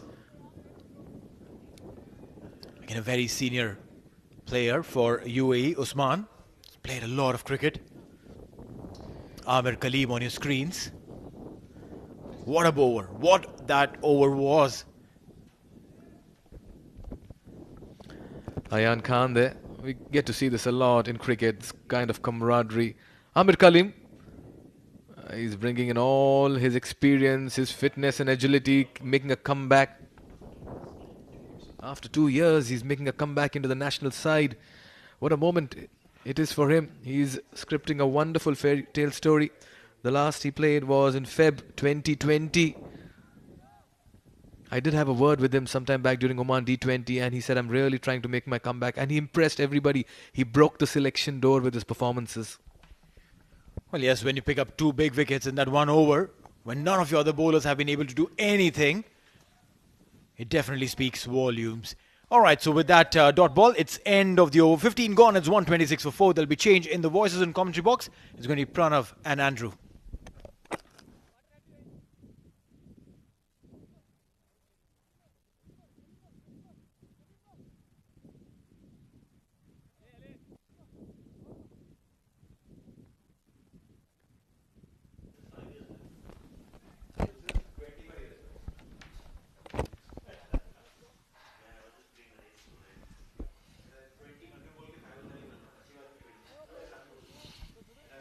5 overs remain in this first innings of game number 5 of the Quadrangular Series. Ahmed Raza, he's nowhere near as comfortable or as happy as he was 15 minutes ago or so, because his side have collapsed, losing 3 wickets for just 1 run. Mohammad Usman had his second T20I century there for the taking, but the introduction of Syed Amir Kaleem has quite simply changed the game. Pranav, you're a man who knows Amir Kaleem pretty well. He's been used at the death here. Is that a tactic that Oman were always going to go with? I'm not sure that would be the tactic at the start of the game, but Amir Kaleem is an experienced campaigner. In his domestic side, he's one of the lead bowlers. Takes a lot of responsibility. And what he's done smart here is he's made the batsman play towards the larger boundary. That's exactly what he's done there again. This could be a chance for him. He's scampered backwards. What a catch. Syed Amir Kaleem is having a day out. He tosses the ball miles into the sky, kisses to the heavens. What an impact the 40-year-old is making. You're never too old in international cricket. This is brilliant. His 3rd wicket. What a spell from Amir Kaleem. That has brought Oman back into the game. Look at the replay. A big shuffle outside the off stump, looking to make a big heave down the leg. Getting a leading edge right behind Amir Kaleem. And the way he's covered the ground, taken that catch, brilliant. 40 years of age, let's not forget. Mohammad Usman's gone for 2. It's 127 for 5.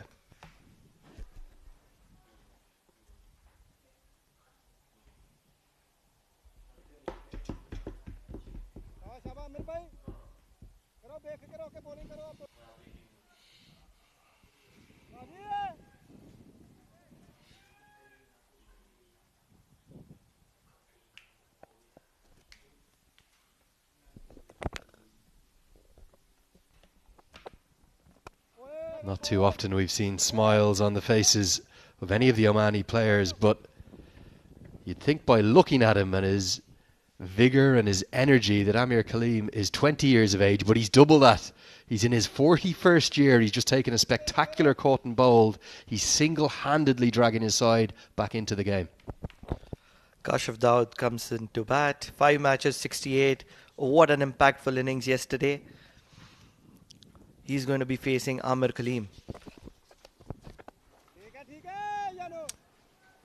Outstanding stuff from the veteran, and wickets were the only way that Oman were going to stem this run rate. UAE were looking well set for north of 200, I felt, particularly with that innings from Mohammad Wasim. 84 he made from just 44 deliveries. Right now, Oman are maybe dreaming of bowling their near neighbours out. You know what's interesting, Andrew, here is that if around 2019 you would have asked somebody about Amir Kaleem, he underwent a massive surgery, knee surgery, around 38, 39 years of age at that point of time, and you would say, you talk about Amir Kaleem making a comeback, they would be saying you would be joking. He's always had a very consistent action, and he's bowling beautifully here. He's got 3 for 6 from his 2 overs, 16 gone, 130 for 5.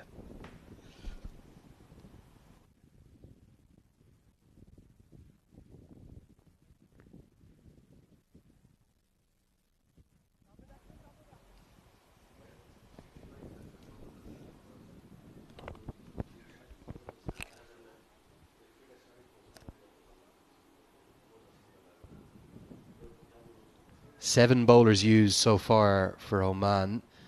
The experiment with Sandeep Goud was a strange one, and the 7th of those 7 bowlers used has been the one who's brought Oman back into the game.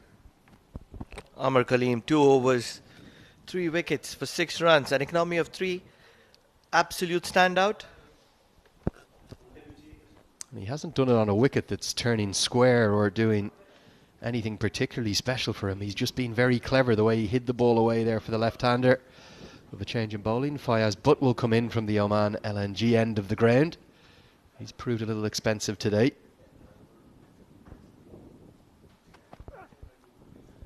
That's a lovely shot. Look at the placement from this youngster. We spoke about a player probably at the tail end of his career. This is one at the start of his career, Vritya Arvind, and he is an outstanding talent. What a player Ritya has been for in the start of the career for UAE. Looks as if he's been playing for at least good or 10 years. Experienced campaigner, but no, he's a 19-year-old youngster taking charge just when UAE is a little bit down. He looks really composed at the crease. Look at the field there. You can see 3 fielders in the deep on the offside. It's had a change. The third man has gone out. Just 2 fielders in the deep on the leg side. That's the shorter side of the ground. More good timing from Aravind. This UAE youth production system is starting to get more prolific. Their under-19 side won the Plate Championship, finished 9th, their best ever finish in the ICC Under-19 World Cup that's just finished there in the Caribbean. I have to be giving a lot of credit to Robin Singh, who has made a lot of impact in the UAE national cricket arena, developing the junior leagues. The results coming in with the Under-19 World Cup, the national team doing well. I think also a special mention for the former head coach Dougie Brown as well, the ex-Scotland international, because bringing through youth isn't an immediate process. You don't bring them through overnight. It's a multi-year strategy. You've got to look at 5, 10, 15 years of bringing groups of players through, and that's exactly what Ahmed Raza has to work with. Look at that bit of reverse swing that Fayaz Butt is getting. He specializes in reverse swing, especially that's the reason he's a specialist in the 50 over format.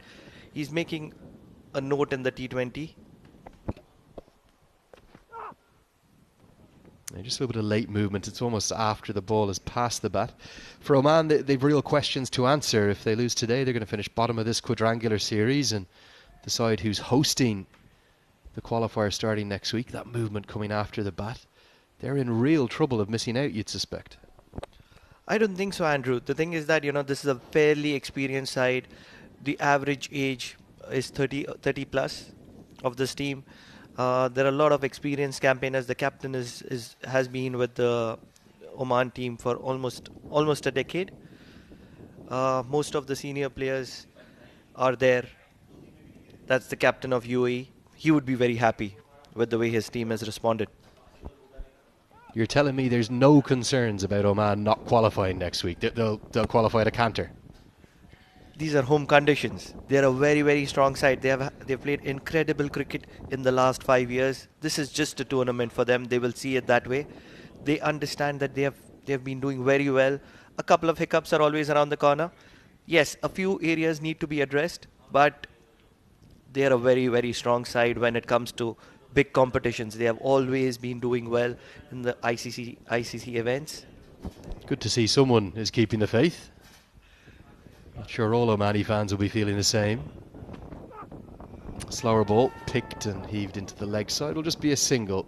Aravind will keep the strike. 17 gone. It's 137 for 5.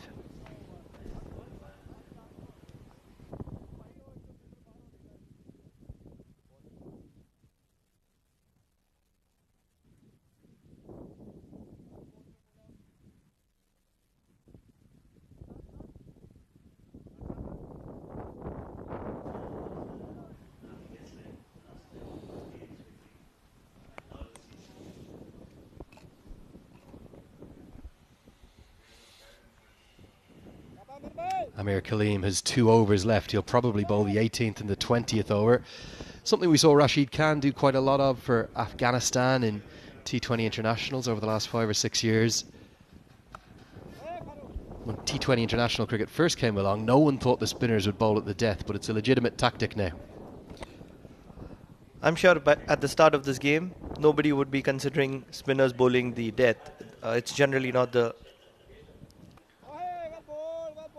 standard of which Oman cricket follows. They have the pacers bowling the final overs, but the way Amir Kaleem has been bowling today, very intelligent, the execution has been perfect, very thoughtful. I'm sure Oman wouldn't mind doing something different today. the way in which he's bowling, the controller with which he's bowled with, surely this might be an option for the qualifier coming up. He's probably made himself undroppable for the starting 11. He's definitely one of the prime contenders to make it to the 11. The D20, the Oman domestic, which has just concluded a month back, he was one of the prime performers. Yet to be hit for a boundary into his third over in a game that when he came on to bowl, the run rate was up around just shy of 10 and over. He's picked up wickets. He's understood that, when he's being brought into the attack and UAE are absolutely dominating, cruising through, the only way an impact could be made is by picking up wickets. He's done exactly that. Wide outside the off stump this time. I think again just trying to hide the ball away from the hitting arc of Vidya Arvind, who's shown a tendency to favour the leg side. That audacious 6. Early in his innings almost was impossible to describe. Good diving stop from Fayaz, but we'll keep it to just a single. This is great bowling from Amir Kaleem. What a story would this be in the making? Making a comeback at 40. After having a surgery at 38, 39. Massive surgery. Still yet to go for a boundary. He definitely does look fitter. Despite the fumble, it will be just a single to close out the 18th over. Another good one. 18 gone. 144 for 5.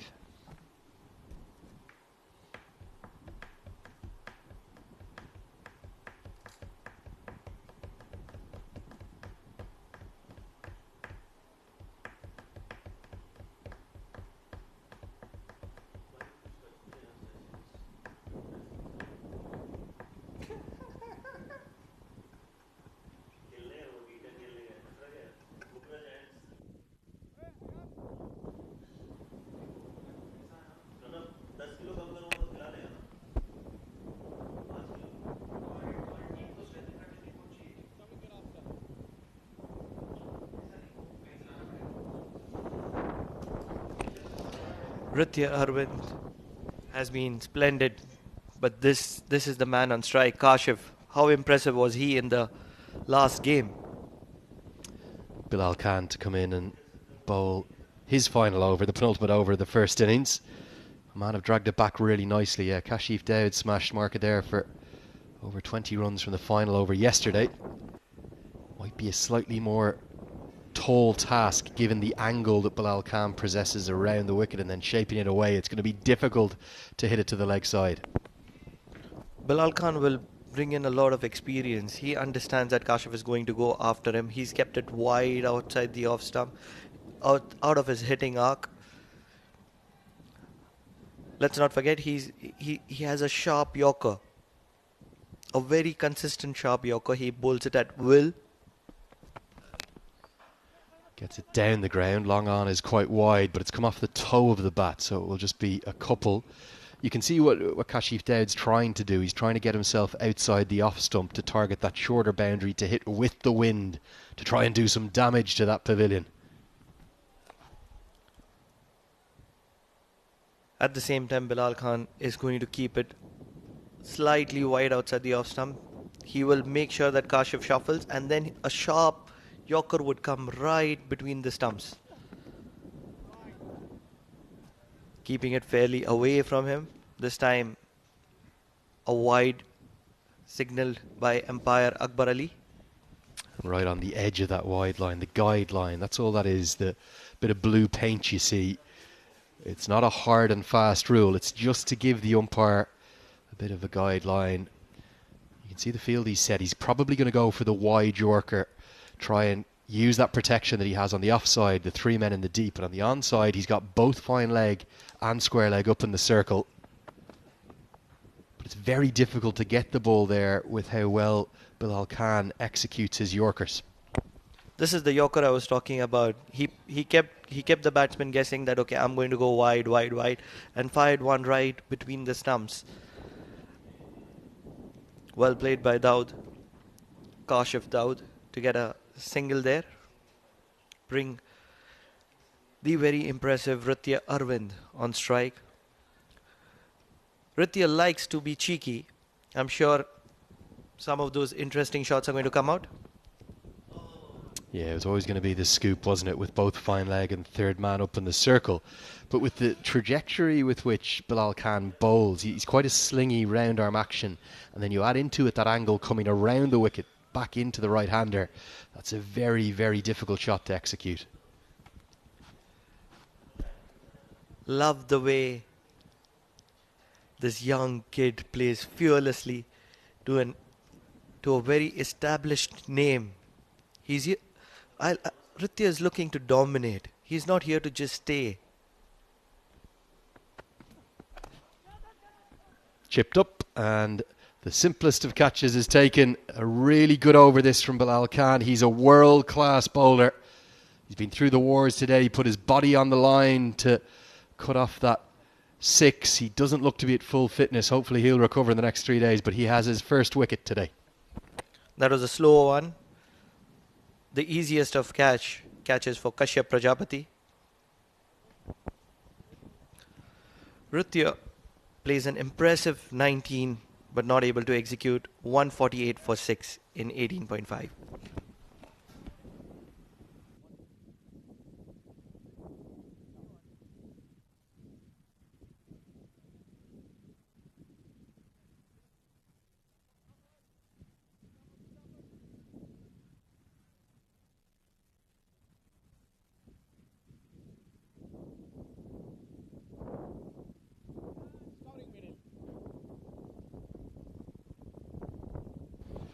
Ahmed Raza, the Emirati captain, to the crease. He'll only have 7 deliveries left to work with. His batting has got stronger and stronger. He's turned more and more into an out-and-out all-rounder in recent times, in at number 8. He would be feeling the pressure. UAE struggling here. It's been an innings of 2 halves, thanks to the excellence of Amir Kaleem and Bilal Khan. He finishes his 4-over spell. It's been a really good one. Just the 1 wicket for him. 19 gone, 1 to go. 148 for 6.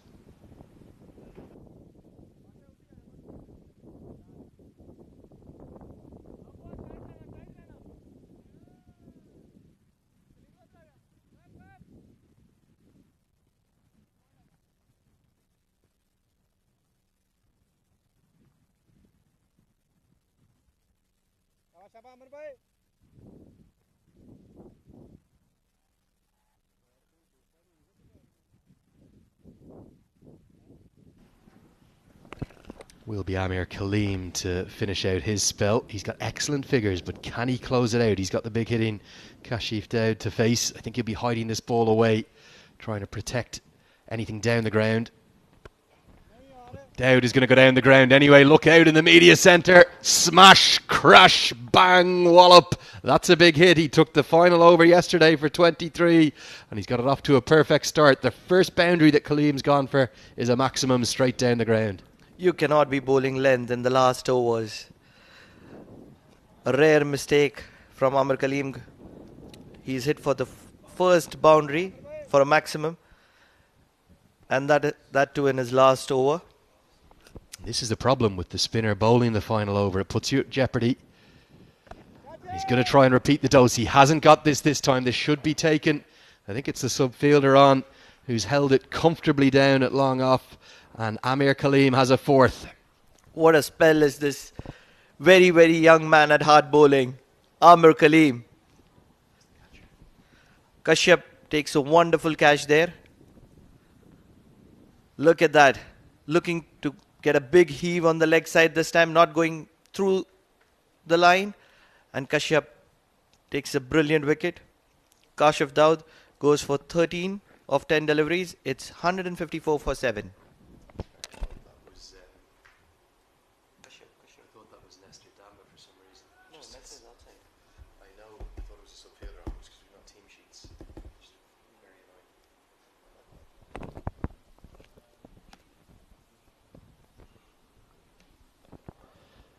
Ahmed Raza on strike. This could be a 5-wicket haul. He's got one before in his T20 career. Collision, but he clings on. What a catch.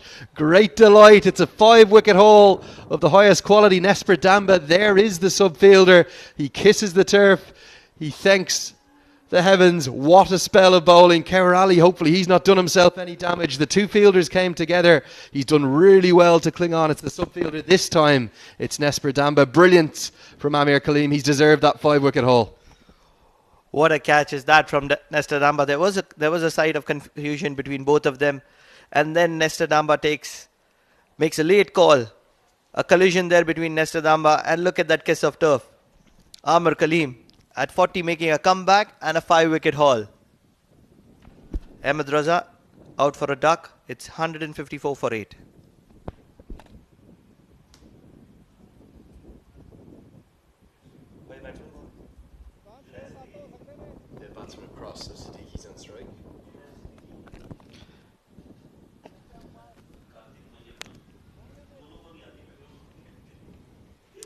There's only one bowler to have a 5-wicket haul for Oman in T20I cricket. His name is Saeed Amir Kaleem, and he's repeated the dose today.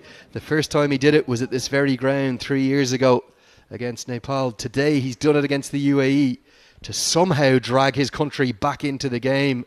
I don't quite know how. Junaid Siddiqui tries to pick this one up. I think he's got enough of it to get over the head. So this has been an eventful over. 6. Wicket, 6. It's all happening. All action at the Oman Cricket Academy. What a shot is that. The very first ball that Junaid Siddiqui faces is out of the ground. Not sure he middled that, but enough to get it all the way. What a last over. Remember, it was 115 for 1 for UAE. And here they are at 160 for 8. Going to try and get back for the second. They will. The tumble in the deep will allow that. And Junaid Siddiqui will look for one more maximum. It will give Amir Kaleem the chance of a 6-wicket haul, though you'd suspect. Both long off and long on. They're going to be in the game here. Surely Amir Kaleem is going to be bowling length here. For some reason he pulls out. I think he just lost his grip actually just as he was approaching his gather. Siddiqui will be targeting down the ground again, no doubt. Exactly where he looks, but he heaves it into the leg side. Is this going to be the 6th wicket for Kaleem? It's not. Would have been a very good catch indeed. Instead, it's going to be 2 runs. It won't be a 6-wicket haul. It's going to be 5 for 29 for the player of the day so far, Saeed Amir Kaleem. And look at the big smile on his face. Absolutely. He's had one wonderful day, a day he's going to remember for the rest of his life. On a comeback at 40, he's picked up 5 for 29. Especially when the home team was all out of the competition. And doesn't he love it? He lifts the ball to the sky, as has become the tradition for all 5-wicket hauls. I think it might have been Shane Warne or Glenn McGrath who started that, but Amir Kaleem is going to keep that tradition going, and he needs no encouragement to lead his side off. He says, thanks lads, I'll take my bow here, and I'll tell everyone in the crowd who's watching that I'm here, and I'm here to stay. I hope you remember, Andrew, I told you, these are experienced campaigners. It only takes a moment to make a comeback. This is one of those moments, and you never know what this Oman team can do. Still, there are runs on board. It needs some chasing. It's a great fight back. It's right around the average for this ground. I think it's about 165 is the first innings score average for T20Is here, and they've ended up with 164 for 8. A really good effort from Mohammad Wazeem, but when he was dismissed after the left arm veteran spinner Saeed Amir Kaleem was introduced, that brought about a collapse. Initially 3 wickets fell for just 1 run, and then the UAE middle order, well, it folded like it was laundry day. They didn't quite know what was going on after the brilliance of Wazeem. Probably went a little bit too attacking too quickly, and in the end the UAE have collapsed. They should have got north of 180. They've ended up with 164 for 8. I know it's a lot of Saeed Amir Kaleem there. 4 overs, 29 for 5, but he has to be the talk of the town. Yes, Ayan Khan picking up that important wicket, and then Bilal Khan and Kalimullah getting in a wicket apiece as well. But it has to be the day when everything is spoken about Saeed Amir Kaleem. So let's take a look at the highlights. It was all about one man really at the top of this innings, and that was Mohammad Waseem, who has enhanced his ever-burgeoning reputation. 8 sixes he hit. First wicket to fall, a brilliant catch from Ayan Khan to dismiss Chirag Suri, but then Mohammad Waseem dominated a partnership with Rohan Mustafa. It was all about the big man. That partnership was worth 82. It came in really good time. Peter De La Pena's car was in trouble down there, but then when this one was nearly held onto, it went over the rope. It was the introduction of Amir Kaleem. That wicket changed the game. What I'm really interested is to see if there are some scratches on Shoaib Ahmed's car. And that's the comeback from Oman, picking up wickets in a flurry. Some few interesting shots being played by UAE. Look at how clever a piece of bowling that was. He knew the left-hander Usman was going to target the leg side, and a brilliant running catch. Good wicket for Bilal Khan. He deserved that. He bowled excellently today with 1 for 15 from his 4 overs, and despite a couple of sixes in the final over, he picked up 2 more wickets, Amir Kaleem, to complete his second ever 5-wicket haul, and he'll be telling everyone in the team this was the moment. The 5-wicket haul, a good catch from the sub-fielder, and I think Bilal Khan's correction, I think that the captain, the stand-in captain, Kaur Ali, is all right today, that shoulder injury. But that's going to mean that Oman will need 165 to win. It's not going to be easy. They haven't scored more than 130 odd in this series so far. We're going to be back with you with the chase. It's going to be a thrilling one. Don't go anywhere.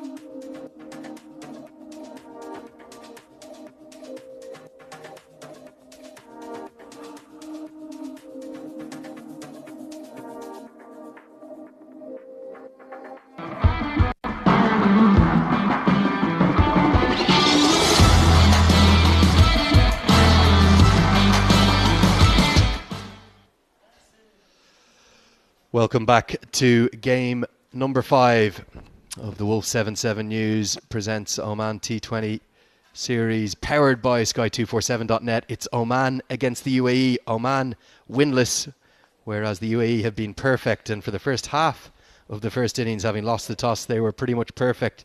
They were in such a strong position thanks to the batting of Mohammad Wasim, who made 84, and they were 115 for 1 in the 14th over.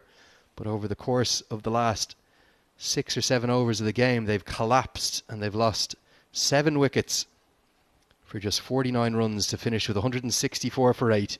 Andrew Leonard here in the commentary box. I've got Shoaib Ahmed with me as we look at the bowling card. Clearly Amir Kaleem was the standout with that 5-wicket haul, but Bilal Khan was excellent as well. That's right, Bilal Khan and Amir Kaleem coming to the fore for Oman cricket today. Syed Amir, of course, 4 overs, 29 runs, 5 wickets. Khavar and Sandeep bowling just that single 1 over, solitary over, and they were very expensive in that over as well. It was definitely plan B, I think, for Oman. I don't think everything went the way they wanted, but they've probably, in some ways, put in their best performance of the tournament so far. Do they have a chance of chasing down this total and blowing the quadrangular series wide open? Well, I think this is a kind of a score where both the teams will feel that they have a chance of winning this game. 165, as you rightly mentioned, is a par score. So the game is in the balance as of now. But Andrew, would you think in hindsight, Amir Kaleem could have been brought a little earlier into the innings? He bowled the 14th over of the game, and I think that was just a little bit too late. I think you're spot on. It was 2 overs too late. He should have bowled the 12th over and not had to bowl the final over of the game. Jatinder Singh is going to want to find some form, find some touch. He's a fine striker of the ball at the top of the order. He's joined by Kashyap Prajapati at the non-striker's end, who took that comfortable catch down at long off early in his career. But we were just doing a little bit of statistical work during the break. Was it you or was it Neil who had the calculator out? Well, who was working out this Omani average age? Well, Neil, the statistician, has brought us the details, and that's an interesting, intriguing fact. 36.33, the average age of that Omani side. Junaid Siddiqui is going to open the bowling for the UAE, but that's probably got to be one of the oldest sides in international cricket. Absolutely, I think 36 is a big number when it comes to the average age of the side. That tells you a lot about how much reliant Oman cricket is on their experienced players. Meanwhile, Jatinder will play the first ball. I suppose there's 2 ways to look at it though, isn't it? There's age or there's experience. And they have such experience, and they use that experience. Amir Kaleem with that 5-wicket haul. Absolutely outstanding. Really interesting field that's set here. We've got 2 fielders out in the deep, but they're both on the... one on the offside, one on the leg side. I didn't see deep square leg there at first. That's where Jatinder Singh will target. He likes that shorter side of the ground. You can see him there just at deep square leg. 2 boundary riders allowed in the first 6 overs. And that's where he tries to target, but it comes off an under edge, won't get it through for the single. Singh's just looked a little out of touch. Yes, he has, but it is all a matter about getting that one ball right from the meat of the bat. That gives you a lot of confidence. Of course, he scored some runs in the ODI series. He's got a century against UAE. Of course, it was in a losing cause, unfortunately, but that should give him some confidence. It's all about middling a few balls, getting into the groove, and then making use of this power play, which he's so good at. And we've seen that over the years. He's been absolutely wonderful at the top for Oman cricket. Another indication, though, of how he hasn't found his timing there, though. Threw his shot too early. Not beaten for pace, but actually anticipating the ball coming through a little quicker. Yes, that's right. That ball just sticking into that wicket. That also indicates that it's not the quickest of wickets. Yes, it has dried down a little bit. And Jatinder Singh, the man who can make the difference for Oman cricket today, especially in the first 6 overs. He has a big role to play and should come to the fore. Looks for the block hole and finally Singh will get off the mark. He'll be happy to do that. For Oman, they need around 8 and over. The problems haven't necessarily been with their bowling in this competition, this quadrangular series. It's been with their batting, both times making it in around 135. That's not enough in the modern game. Oh, yes, couldn't agree more. especially from the top order batters, you need runs in the first 6 overs. That is imperative when it comes to T20 cricket. Your top order batters, number 1, 2, 3, one of them at least has to play deep, and that is what has been the case for UAE, and that's why they've been managing to score around 170, 180 runs. The top order is firing. Nicely timed into the offside, but the ring fielders on that offside are quite deep, so it will just be a single. Prajapati will get off the mark. For Oman, I was asking Pranav before in the first innings there, certainly there's going to be concerns going into that qualifier for their side. Yes, a lot of thinking to do. They have the potential, but they need to have their roles defined for individual players. They need to make sure that they have smaller targets and try to bat deep into the innings, especially the top order. That needs to fire for Oman, because otherwise the pressure comes on to the middle order, which is not as experienced as the top. Jatinder has to play a big role. He finally gets one out of the middle, but it's to the man in the deep on the leg side. He'll keep it to just one. A good start for the UAE. For Junaid Siddiqui, 3 runs coming from that first over. It's 3 for none.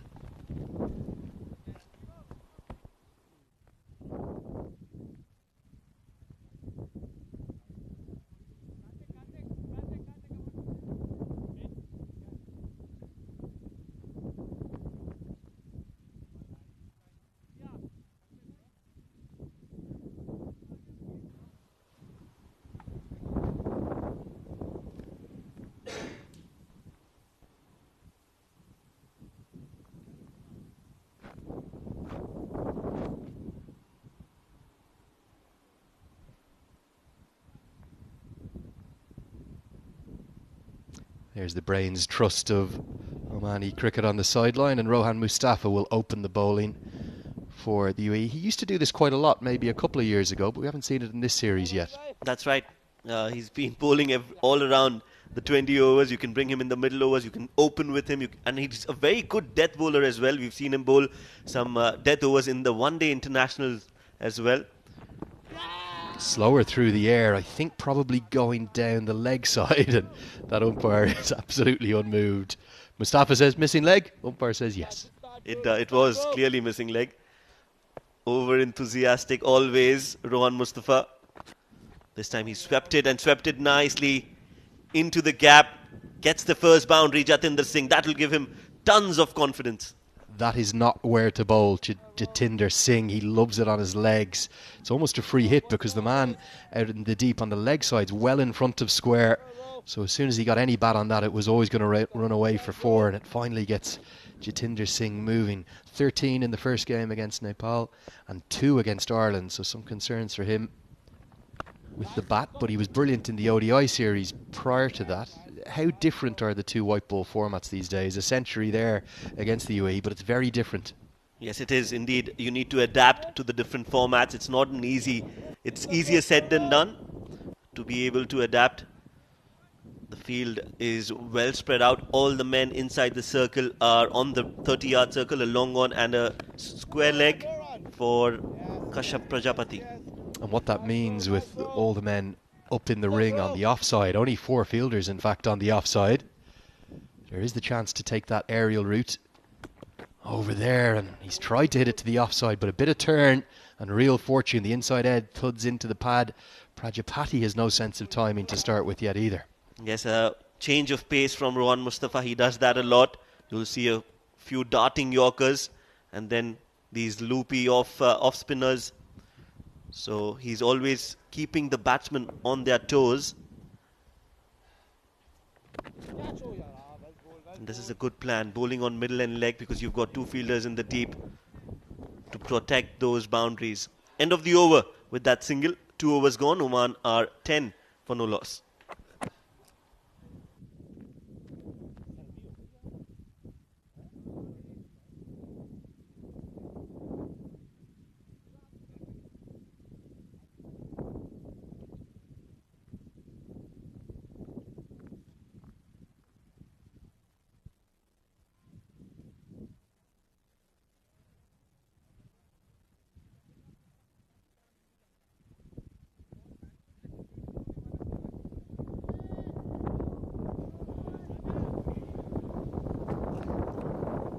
Well, Andrew, it's interesting to see Kashif Daud not starting the bowling for UAE because he is a very dangerous customer, likes to move the ball both ways, and when you have a brand new ball, that's when you want your swing bowlers in operation. Particularly with the climatic conditions we have today. Absolutely. We did see early movement, although there was no early wickets for Bilal Khan and Kali Mullah. The ball was certainly doing the most it's done of the 4 game days we've had. It feels very much like Oman has put on some Irish weather to make me feel at home today. Yes, indeed. The weather conditions are very different from what they were yesterday. It was nice and hot, but today it's cool and breezy and some cloud covering. I can assure you it's not Dublin or Belfast. We are in Muscat in Oman. Very grey, very droll sort of day. Big shot from Jatinder Singh. That's more like it. Finally gets one out of the screws, out of the middle. His first maximum. Siddiqui's gone to length, and it's been easily dealt with by Jatinder Singh. Well, if there's anything to learn from the previous innings, it is that the bowlers need to bowl in the good length area. Anything fuller, and it's been dispatched. And that is exactly what Jatinder Singh did. It was an opportunity which he's taken with both hands and absolutely hammered that straight down the ground for a 6. So good start for Jatinder. Should continue. Again, it's a sensible shot. It's hitting with the wind to the shortest part of the ground. That wind coming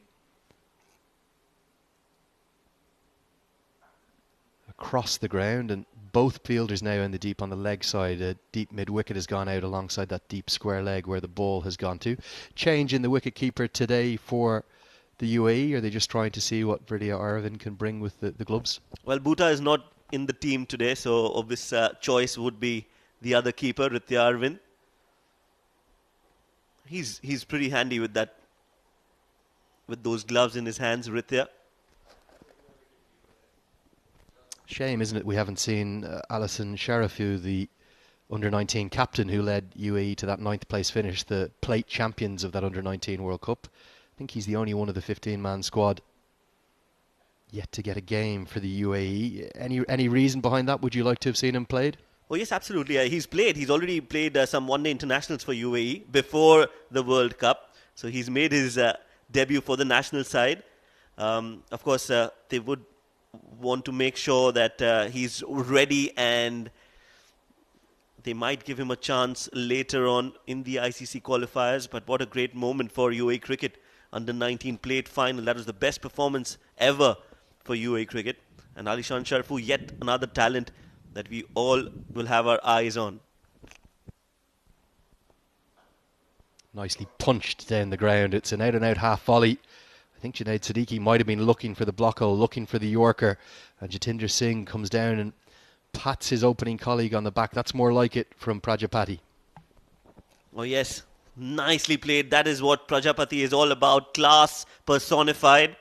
When he gets going, he's such a treat to watch. Has all the shots in the book. Had a great domestic D20 tournament. And he's one talent that Oman cricket will be keeping their eyes on. They've invested a lot in the young talent of Kashyap Prajapati. I say young because he's 26 and the youngest in the side.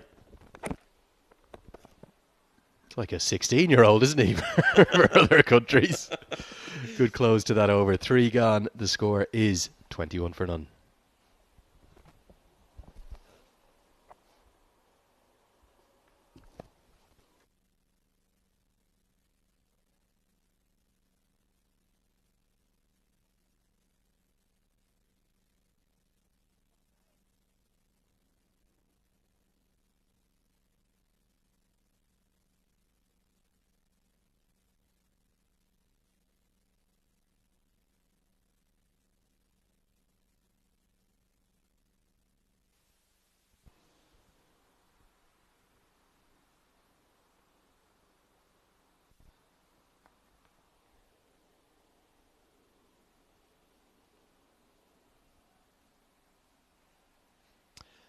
The experiment of spin at the top of the innings for the UAE will last just one over.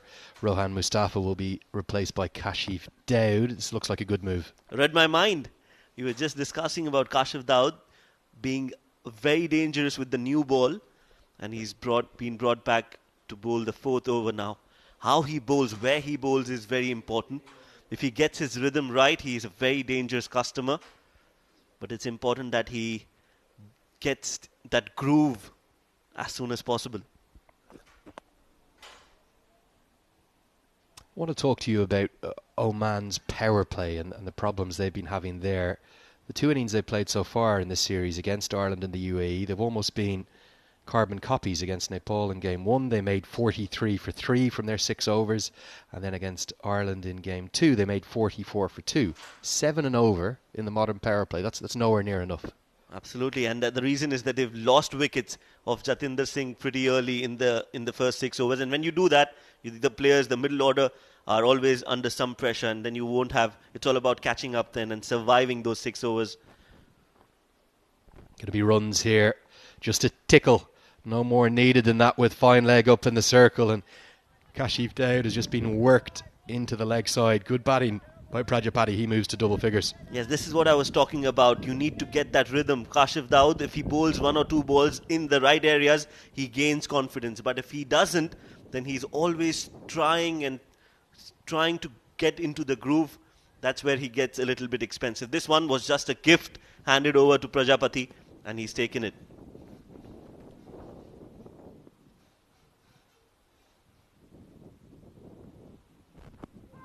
Thuds into the pad. That's hit him on the back pad, maybe just angling down. Was there 2 noises? Well, I think there was a bat involved because immediately Kashif Daud signaling towards the umpire that was their bat, and he said yes. Look at that appeal. Oh yes, maybe a faint edge. Maybe you'll see that Vinod Babu, the umpire. Lucky escape. A few fingers in the box were already going up, thinking that was out. Yeah, we thought that there was no edge, and if there was no edge, that looked really close to us in the comb box. But yes, can you see Kashif Daud is not bowling a lot fuller, because for him to move the ball in the air, look at that. That looked close. I think that's very close. Maybe just height. Probably one of those ones that might have been umpire's call, clipping the leg stump. Height and the angle that's going down. But probably a good decision favouring the batter. Keeps the wickets column at 0. Just a pick up, and a pick up just over the head of mid-on, who kind of stutter-stepped around it for a second. I think Mohammad Usman thought he was in the game.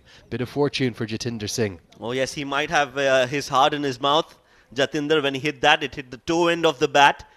Lucky that it cleared the fielder, Usman, who was at mid-on. That was a slower delivery, banged in shot from Kashif. Played way too early, Jatinder. And there you see, just over the mid-on fielder. A lucky escape yet again for Jatinder as well.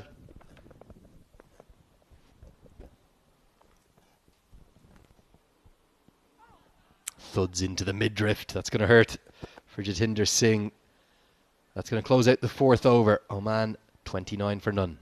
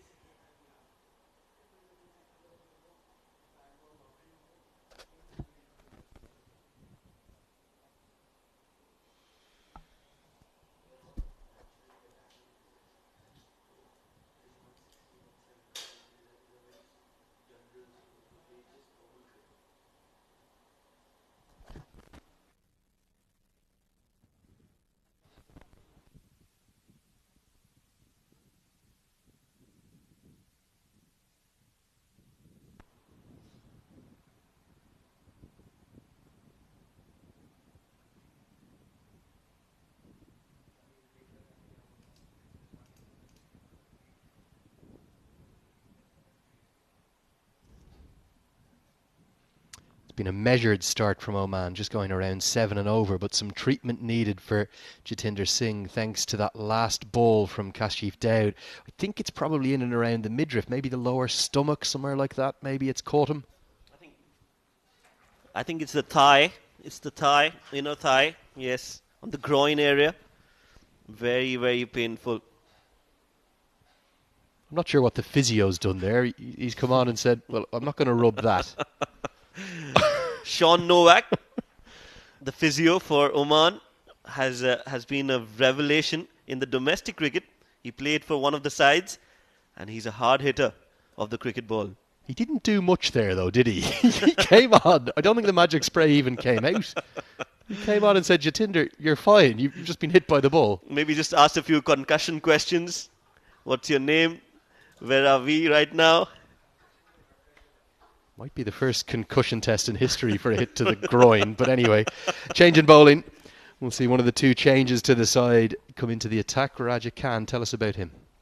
Well, Raja Akifullah Khan, one of the fast bowlers in the UAE setup, has come through the ranks of domestic cricket.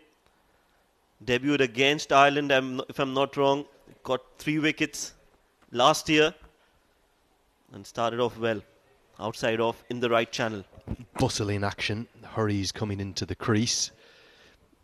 Both Kashyap Prajapati and Jatinder Singh look to me like they've been sent in with the task of conserving wickets, not going blitzkrieg from the start. And that is a good idea because they are learning from their previous mistakes. When they lose wickets, they don't have a good power play. The pressure is on the middle order. And especially in a run chase, you need to have wickets in hand.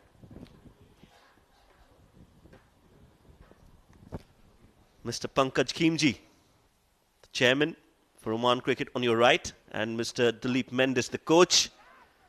Just gets it over the head of the extra cover fielder who's right on the edge of the 30-yard circle, and good running. No ill effects for Jatinder Singh. Akif Raja has a very rhythmic bowling action. Not a big jump. There you go. Starts off nice and low. Hand on the ball. You just wonder, could he get a little bit more momentum from that run-up? It's definitely not full strides that he's coming in with. Oh, yes, absolutely. And his hand movement also going across the body. There you see. And also clearly bowling seam up. Nothing cross seam as Kashyap Prajapati gets that one down the ground. It's a simple length delivery. And Pankaj Khimji is cheering his boys on, one of the great men of associate cricket, the vision he's had for the sport here, and he's roaring his side back into action. Oh yes, that is a good shot start off from Kashyap Prajapati. It was not a full ball, but he still managed to clear the mid-off fielder. Pankaj Khimji, yes, a very, very passionate gentleman. Loves the game.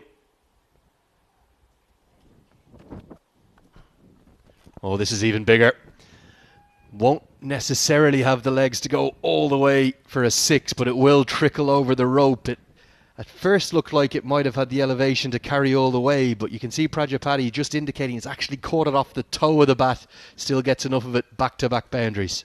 Well, not the right field placement if you're bowling that length, because this is easy pickings for the batsman. If you want to keep bowling at that length, you need protection in the deep over the long off and long on region. Now they have that field change. The sweeper cover fielder comes in and the mid-off fielder goes to the circle.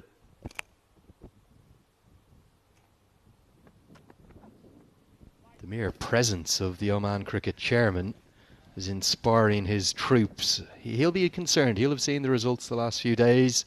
He'll have seen the fact that they lost their first 2 games in this quadrangular, and he'll expect no less than them to qualify for the World Cup again. And look at him. He's such a popular man. He's in with all the boys. He says, well bowled, Bilal. We need you next week. Oh, yes, absolutely. He's hands-on with his team. He's always there. And you're right. He expects Oman to qualify, especially because they're the host team and they have that home team advantage in their favour. He really has played an integral role in not just the development of this facility, but the development of Oman cricket to become a real global force in the modern game. Oh yes, and if you are watching us, you're watching us on one of these platforms. India, you can watch us on Eurosport, Jio Super in Pakistan, Next Level in the US, Himalaya TV in Nepal, Dubai Sports in the Middle East, and our streaming partners online, Fancode in India, YouTube/OSR Sports in Nepal, and rest of the world. You can watch us on YouTube/CricTracker and Facebook/MySportsEye. Looks for the ramp, the scoop shot. He's going to get it just wide of the fine leg fielder, and he'll have enough to get back for a couple. A little bit chancy that time from Singh, but this opening partnership continues to grow. 5 overs gone. We'll have a change of commentary. It's 43 for none.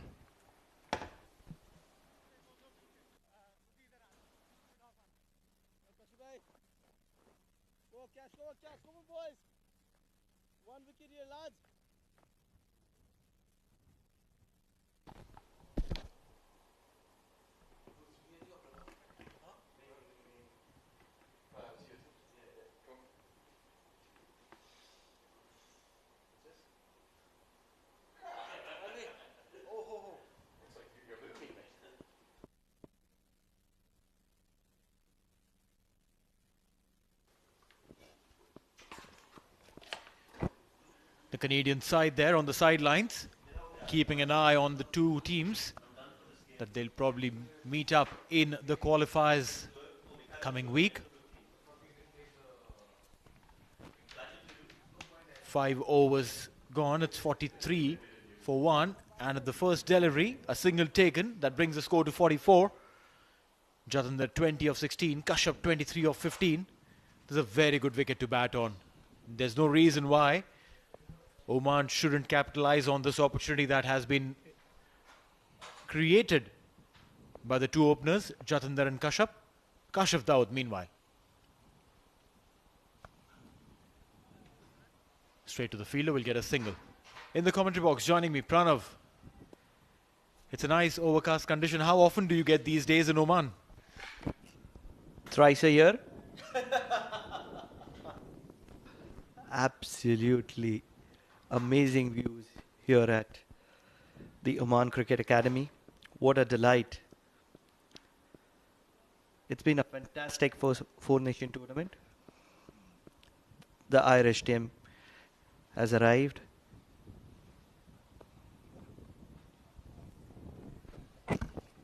Soft hands towards third man, will get a single. Junaid Siddiqui. Very sensible batting coming in from both these guys. When the ball is good, they ensure that they play it in the gap or with soft hands, get the single going. Poor deliveries have been dispatched. We saw that happening in the Akif Raja over. He's taken for many runs. Kashif Daud has given 3 in this one. 3 singles.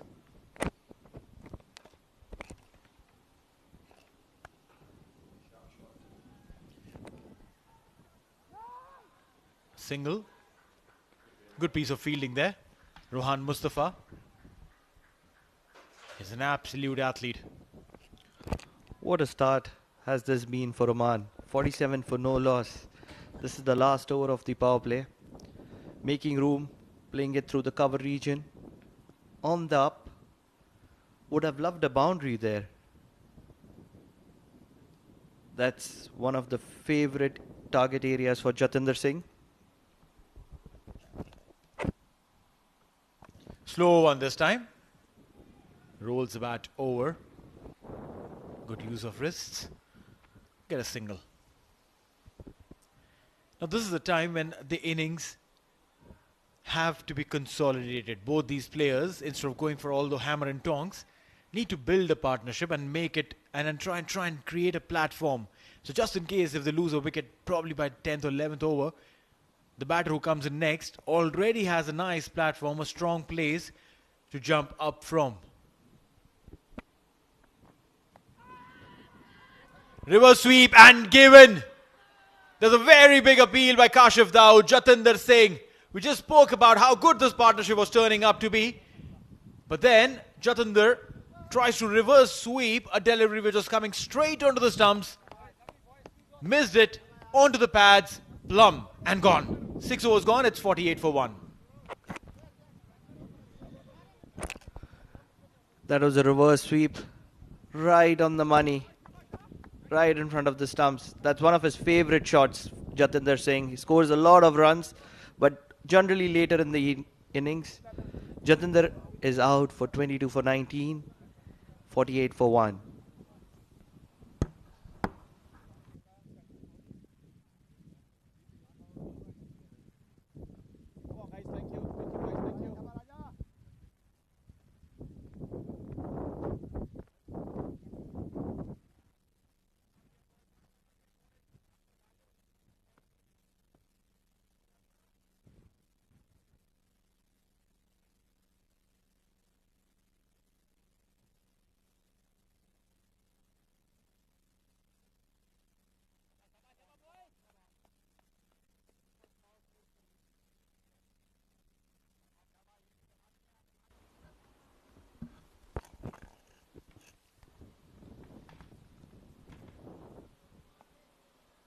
.48 for 1 in 6 overs.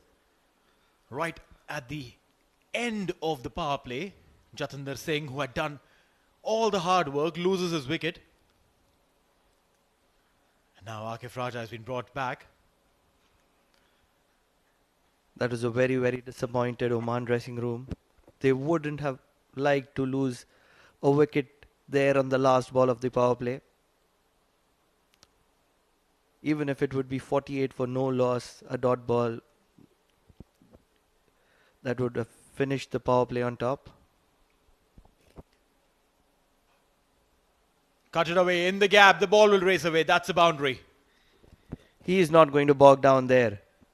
Kashyap Prajapati is going to be playing his game. He's a brilliant striker of the ball. Playing it late, behind square, bisecting the gap between gully and short third. What a shot is that? That was a poor delivery. It was short, it was wide. Everything on the delivery had written in caps WRONG. It was on the last delivery of that power play over of Kashif Dawood. Look at that. Goes for that reverse and blam! Right in front of the stumps. I don't think there was any necessity to try and attempt that shot. Yes, you know that it's a power play over. It's the last delivery. You want to maximize it, but the bargain was a little too costly. Getting a little bit of late movement there, which made the shot even more difficult for Jatinder Singh. Meanwhile, it is Kashyap. He's very, very, very talented. He's not done any amount of justice to his talent.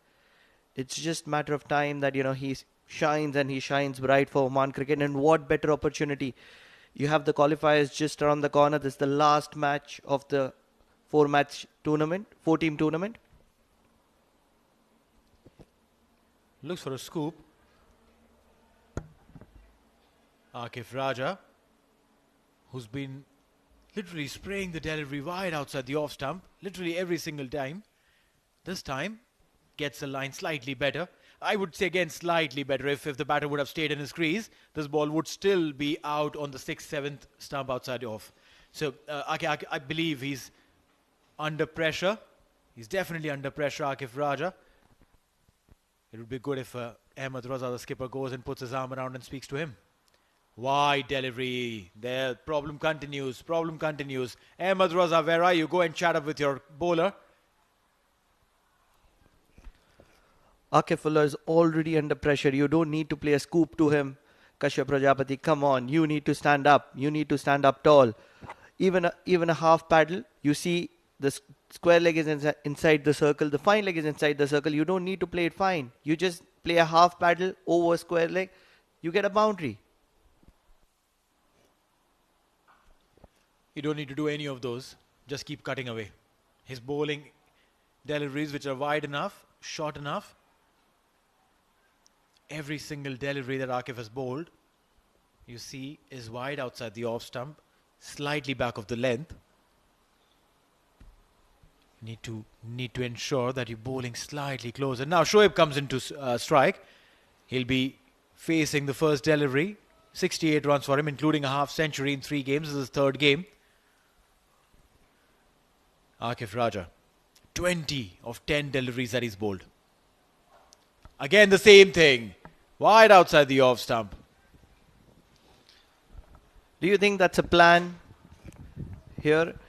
This is what Amir Kaleem was doing, making the batsman play towards the longer side boundary, having an extra opportunity, a few extra yards of coverage.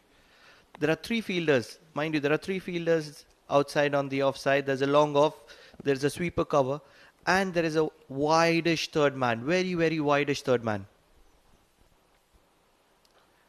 The third man has been placed because Akif was bowling wide outside the off. Before, right at the first delivery, the third man was inside. That'll be the end of the over. 7 overs gone. It's 56 for 1.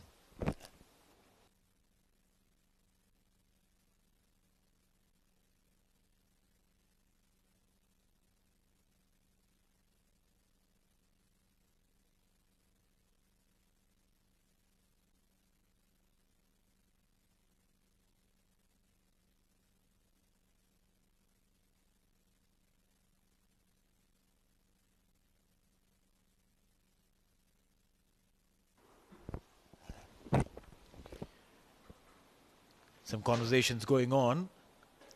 That's Mr. Pankaj Keemji, the big boss right here at Oman Cricket. Dilip Mendes, the head of cricket, head coach of Oman Cricket. He's a quiet observer of the game, not very vocal.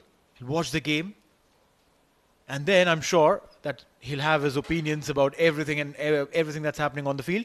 Meanwhile, Karthik Mayappan comes in. 4th match, 6 wickets he's picked up, including a 4-wicket haul. Yesterday picked up 2 wickets for 23. Literally changed the game on its head. It's time for him to dole out his magic yet again. I was quite impressed with the way he bowled yesterday. I've heard he's been with the IPL camps. Very good action. Smooth. Toss-up delivery. First up, will get a single. Yeah, you're right. He's a bright young kid. Hard-working. And he has this brand of bowling which is called the fearless brand. He's not scared of tossing the ball up, giving it some air. And as a wrist spinner, you need to be a little brave.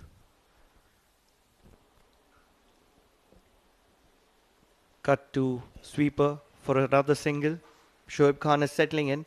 Yes, going back to fearless, exposure is what you require as in once you step into the international field, and it's so very important, that extra bit of confidence, that self-belief. You need to play with players who have already been playing international cricket, and when you're going with brands like IPL, you're no short of that extra hand on your shoulder saying that we believe in you. All 3 deliveries right in that same zone. Played in the same zone, same result. It's almost like he's doing some spot bowling practice. He realizes that, all he needs to do is just get a quiet couple of overs and the batsman will come after him.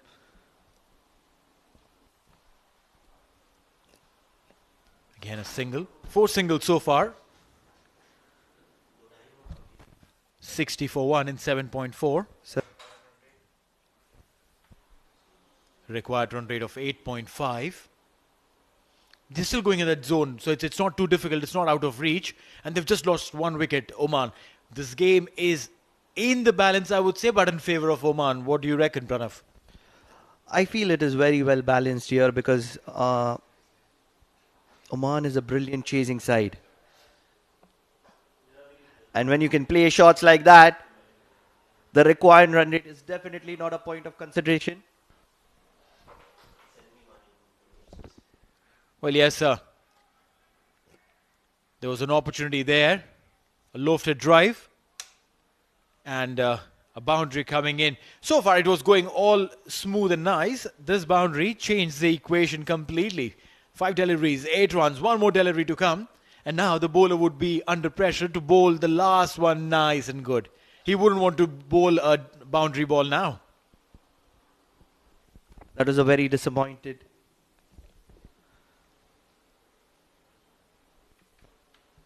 camp a while back. And now they have calmed down.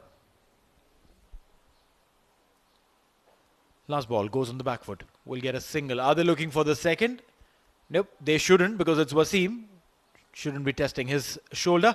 All right, so 8 overs gone at 65 for 1.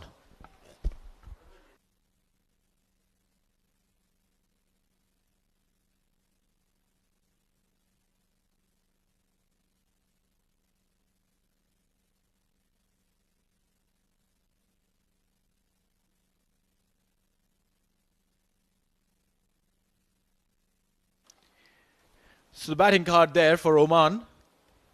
65 on board. Kashyap 38 of 26. Jatinder got that start but squandered it off. 22 of 19. Shoaib Khan now 3 of 3. Next to come is Syed Amir. If you haven't heard his name in the first innings, I tell you, you've missed the best part of this game. He's a genuine opener, Syed Amir Kaleem. He's batted brilliantly right at the top in the domestic T20. Driven straight to the fielder, will get a single there. I like the way these guys are pacing this inning. Both of these guys, Shoaib and Kashyap, they're getting the singles, bad balls, dispatch. Very, very sensible. And if this is the brand of cricket that they play, I don't think they have any issues in chasing down what's on board. But I would want to know, Pranav, you've kept an eye, very keen eye on Oman cricket. What do you think is their route map for the qualifiers? There's a lot of analysis which is going on behind the scenes. They have a very strong support staff. Wide outside the off stump, Akifullah needs to get his line right here. Zishan Siddiqui is the analyst. Dilip Mendelson plays a very important role as well. The area where they're struggling, look how wide is that. The area where they're struggling is the absence of Mohammad Nadeem, who is the key person in the middle order. He keeps picking up those singles and helps them set targets. Again, wide outside the off stump. And this one is going towards the third man region. That'll be a 4. You can't set a field for poor bowling. This is extremely poor. It's disappointing to say the least. If it was the class of Wasim in the first innings, this is absolute poor bowling that is costing UAE. Oman did not have a counter to the class of Wasim. Here it is just normal batting and poor bowling. No matter how long or how wide the boundaries are, you cannot defend that. No, you're right. I mean, as I said, that you cannot set a field for poor bowling. And that's exactly what is on display. Akif Raja. Wide. And that will race away towards the fence. Junaid Siddiqui putting in that little sprint that he could. Tried the footy, but a boundary coming in. Back-to-back boundaries. Junaid Siddiqui is being tested. If it was on his left, the previous ball, this time on his right. And trying some football skills there. Not good enough, my friend. You have to put in a dive there when you're playing at this level. An extra fielder coming in on the offside. He's going back probably. A lot of confusions there in the middle. Ahmed Raza wants it absolutely perfect. Probably the plan is to bring it a little more straighter. A deep square leg comes into place now. 3 more deliveries to go in this over. This time, much better delivery. I'm surprised if it was a ploy, a plan, that he had to bowl outside off stump, because he's been absolutely accurate in bowling in that line. Look how wide he's bowled. He's been bowling very, very wide. And all you have to do is have a big slash at it. Yes, there is a plan which they are trying to set. Look at his t-shirt. There is a lot of wind blowing across the ground. Oh, I thought you were saying that he's wearing an oversized shirt. Straight to the fielder, a dot ball. Now that line is much better. That line is much better. He's brought it slightly closer to the batter, not giving him that kind of room to sway his arms through. And that's exactly what you need to do. Bowl in a little more closer, unless that there was a plan in place. I don't know. I mean, if you can bowl at this level and bowl accurately, if you've been able to bowl accurately on that line outside the off stump. Meanwhile, the Irish guys in the balcony watching this game, they would be feeling close to home with this kind of weather conditions. Outside off, and this one has been picked from there. Look at that piece of fielding. Who was that? Wasim. It has to be him. It has to be Wasim. Definite 2 runs saved there. What a brilliant piece of fielding was that by Wasim. He's a live wire. A very, very important part. Pulled from way outside off stump in that cow corner gap. And look at that. Last second pull in.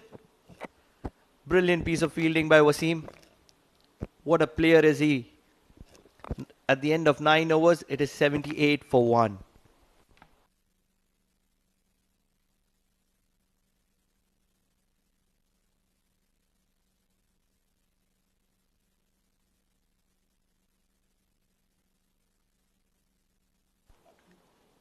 A while back, wicket fell on the last ball. He showed the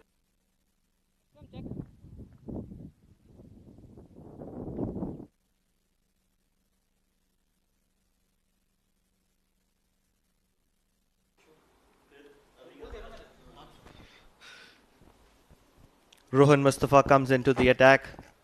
He has a very important role to play here.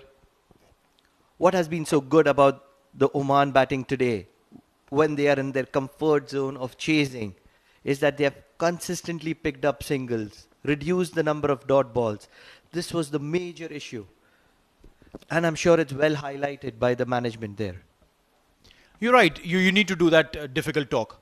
You need to, in your team meetings, address the elephant in the room. Need to talk about the problems that you've had. And that's exactly what has been addressed. I think it's a very beautiful comeback for Oman from their batting perspective. Meanwhile, Rohan Mustafa this time up in the air. Chance! But it'll drop short of the fielder at backward square. Osman picking the ball on one bounce. Let's not forget the main part is that the top 3 are batting in. Sweeping that from the stumps. Back of square. Rohan Mustafa is a skiddy customer. Doesn't give time.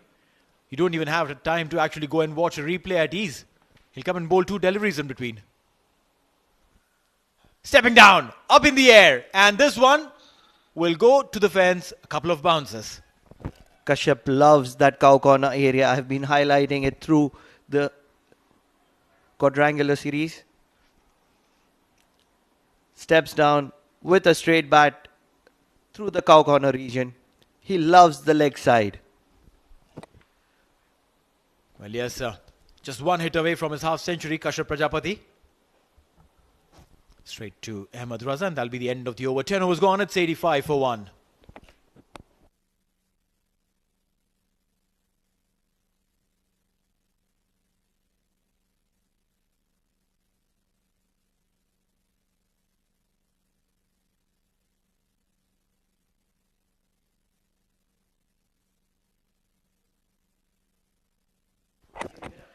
$85 for 1 in 10 overs. Junaid Siddiqui, 14 in his 2. 14 for Rohan Mustafa in his 2. Kashif Dawood has been the pick of the bowler, picking up that 1 wicket. But look at Raja Akifullah Khan. 3 overs, 35, spraying it wide outside the off stump every single over. Ahmed Raza will come in with the ball, and there will be change in the commentary box. It's going to be Mikhail Waswani joined by Shoaib Ahmed.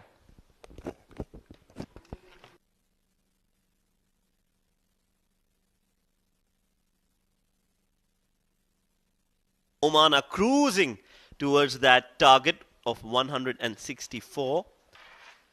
Shoaib is on 14 of 8 and Kashyap has come to the fore. He is an exceptional talent and he's shown why he is right there at the top for Oman. Ahmed Raza now brings himself into the attack, and coming into the attack in the comb box is Mikhail Vaswani. Good afternoon, Shoaib, and good afternoon to all of viewers at the halfway stage. Oman have done pretty well to keep themselves very much in this chase. That man, Prajapati Kashyap, how important it is for your top order to fire. Even if you're batting first or chasing, Oman's problems began at the top, and today they're trying to arrest that situation. This has been a spirited effort from the Omani batters. They have corrected what was wrong. The top three need to fire, and that is what is the case right now. On the other hand, UAE have been very inconsistent with their bowling. Flighted outside off. Looking for two and will get them comfortably. Not so comfortable, but will make it home safe and sound, Shoaib. A little slow on the turn over there, Shoaib, for the second run. Went towards a backward point. Usman there with a good throw.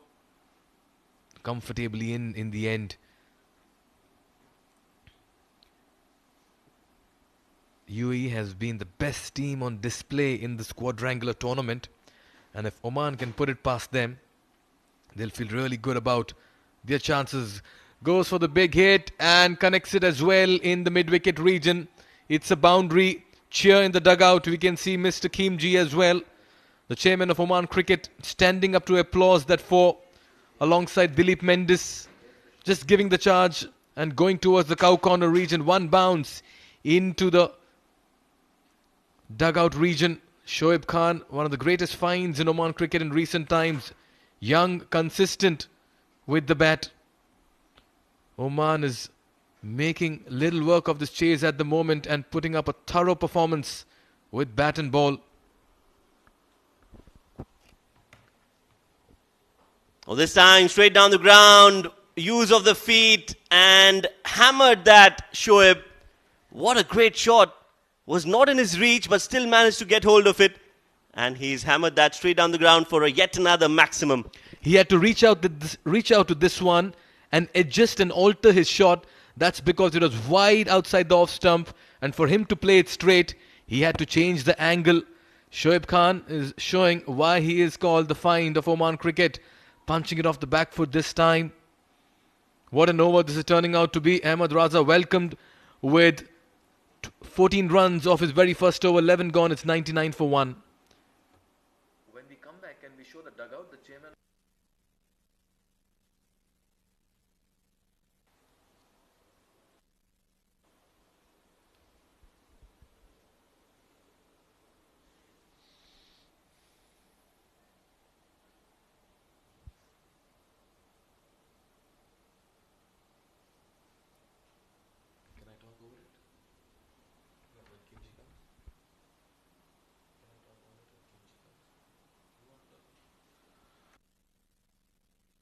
That's Mr. Pankaj Khimji, the chairman of Oman Cricket, alongside head coach Dilip Mendis. Mr. Khimji has changed the landscape of Oman Cricket in recent years.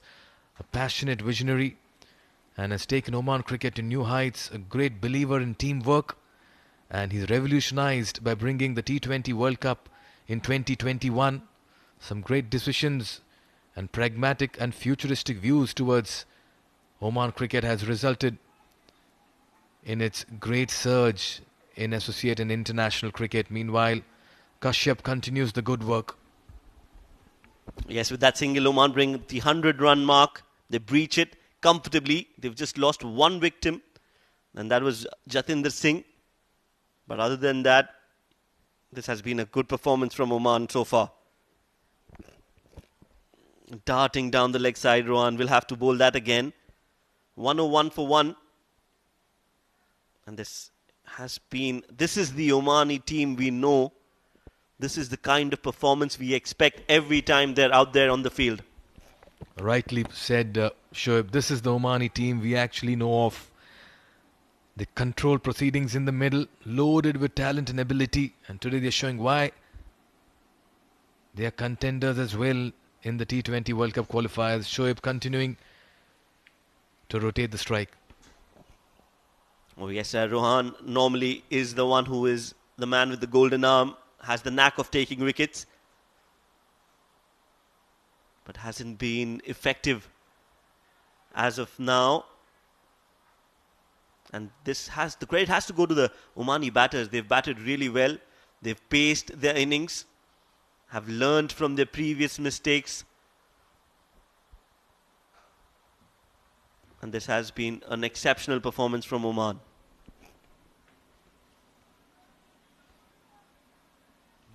Somebody told me they heard. 103 for 1. The chase is on here for Oman. UAE will need a wicket or two. Looks to go for that big heave towards mid-wicket. One bounce. Now, oh, that should have been stopped. Is that Karthik Mayappan over there? Was protecting the mid-wicket region, and in the process, Kashyap is also ensuring that he keeps getting the runs, and so does Shoaib as well. What a partnership this is turning out to be. 4 more runs added to Oman's kitty. Chess going down on his knee. Very poor effort. That should have been kept to a single. Results in a 4.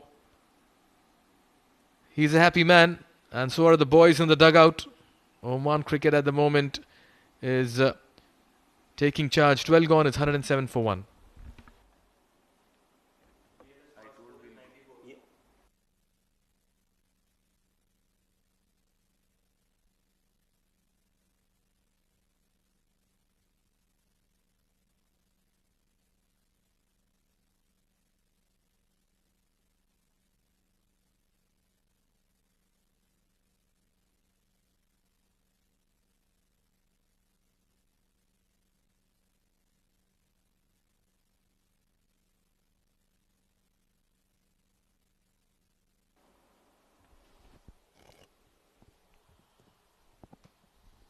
So 12 overs gone, 107 for 1. The target of 165 is looking below par now. And that has to do with the performance that Omani batters have shown up today. Oh, beautifully played on the back foot. Such a sweet timer of the ball, Kashyap. Oh, there was a collision there between Junaid and Kashyap. Had to struggle, dive to come back home. KP. And he gets his 50 with that double run. What a great performance this has been. He has complemented the name, the reputation that he comes up with time and time again. Every time he comes out to bat, he's shown what a masterclass he is. And today, with the runs on the board, he will have a big sigh of relief. Kashyap Prajapati, 51 of 37, 7 boundaries. That's how well he's played. No big shots, no aerial shots. A classy innings on display. And his reaction said it all. He was desperate to make it count this time. And what a time to come to the fore and do it for your team in a chase. This time he picks it up and he dispatches that over the square leg boundary for... We'll just get a confirmation on that. It is a 4. Akbar Ali confirming. But he's just picked that half tracker from outside off and pulled it over square leg. Now he's seeing the ball well. Nothing great in that shot. And what he did was he did that on the front foot. That's a sign of a man who's in form, who's well settled, who can sight the ball early, read the length of the ball early. That was not a bad ball. It was just a super shot from KP. And the pitch has gotten even better for batting. The sun is out as well, which means it is evened out completely. He's batting on 50 plus. And that's why he's picking the length very easily at this moment. Kashyap Prajapati, 55 of 38.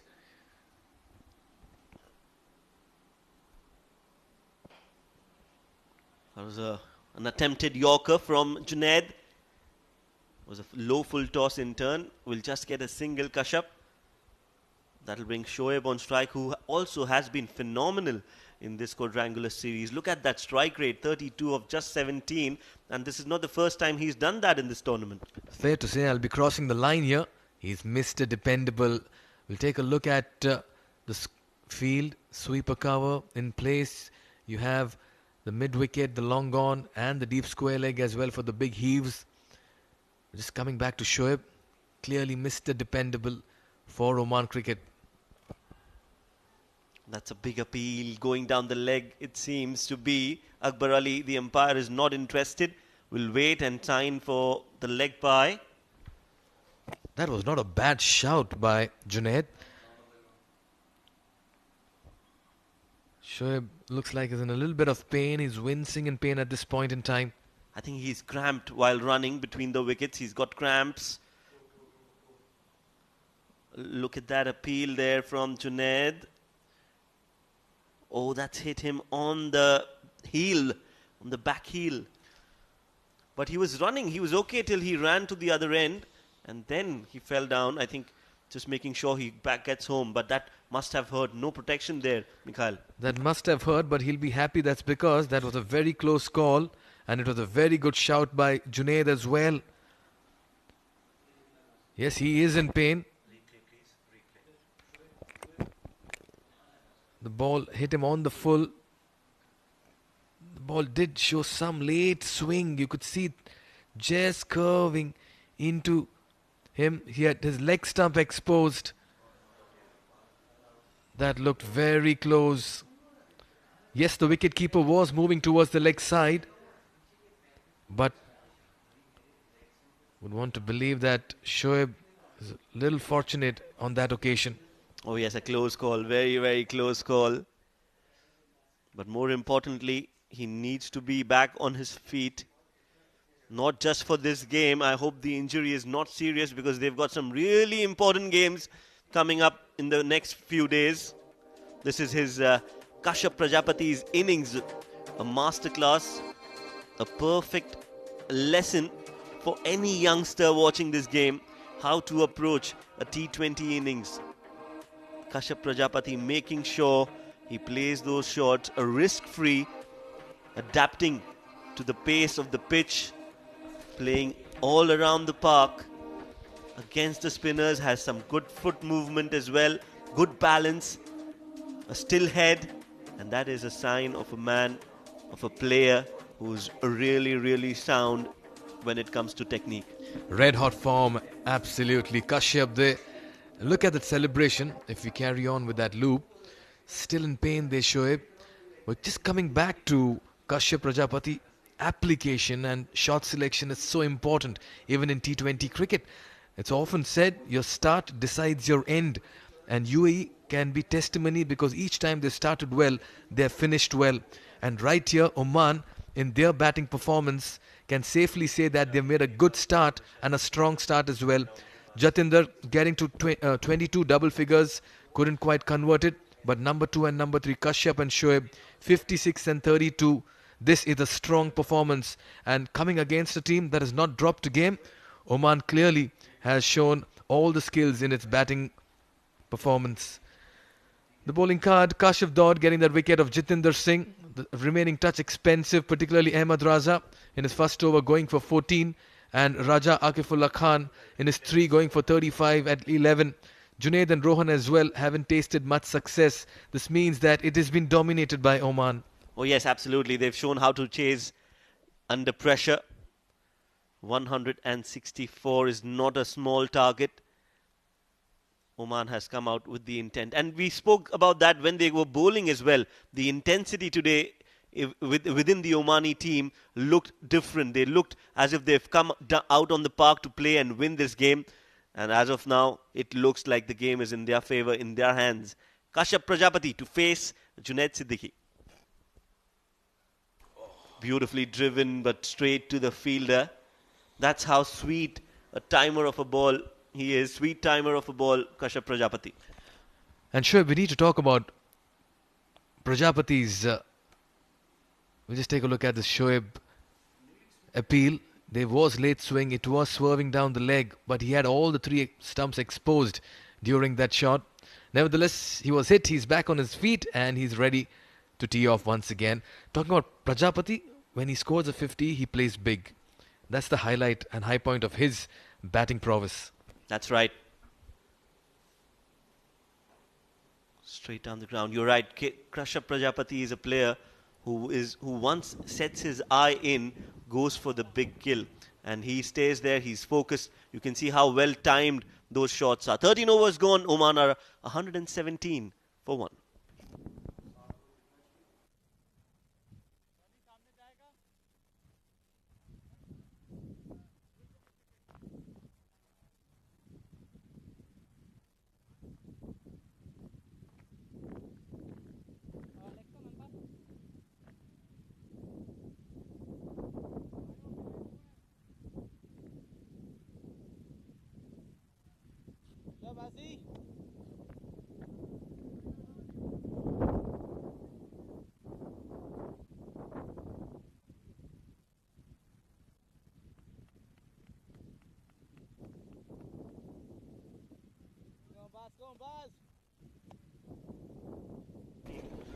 Change in bowling.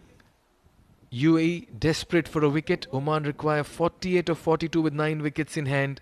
Smooth sailing for them. They are in the driver's seat. Basil Hamid missed out with the bat. He'll be eager to make it count with the ball.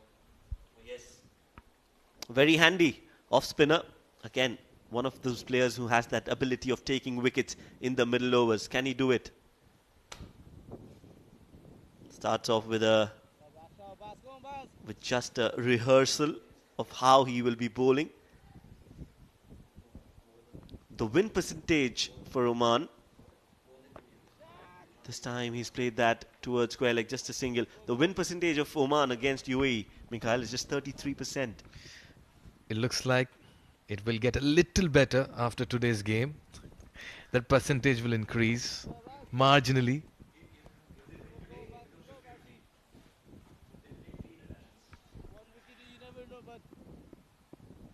Oman, just when it looked like they were struggling in the tournament, suddenly have raised their hand and told, listen, hang on.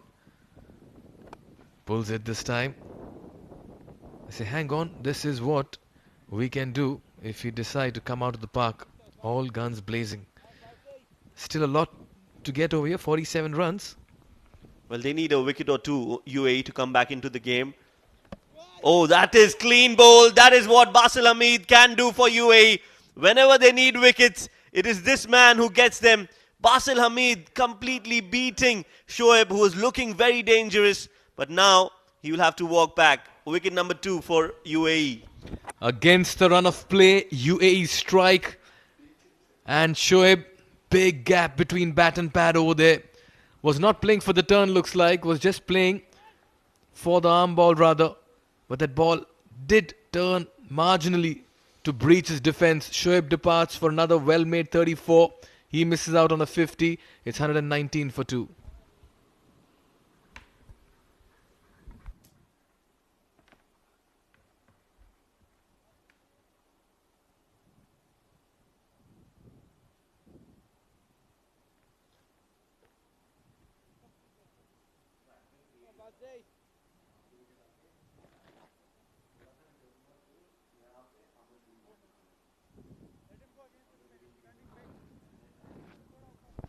So the new man in for Oman, Ayan Mohammad Khan, 4th match, 4th T20 international, 42 runs so far.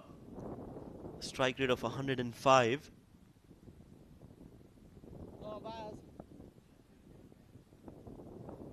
Basil Hamid, even more dangerous against the left-handed batters. The ball will be turning away from Ayan, and they've got a slip in place. This is good captaincy from Ahmed Raza. They know they need wickets. Have got the right changes done. Look at that wicket yet again on the top of off, nicely bowled. Looking for that quick single and will get that. Off the mark is Ayan Khan, and singles will do the job for Oman right now, Mikhail. Oh yes, no panic in the dugout at the moment. An informed, well set Kashyap Prajapati can lead them to that target.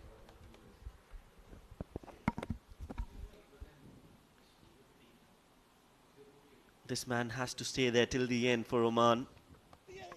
Oh, that's another good ball from Basil to end the over. A successful over for UAE, and that's a rare sight in this innings so far. 14 overs gone. Oman 120 for 2.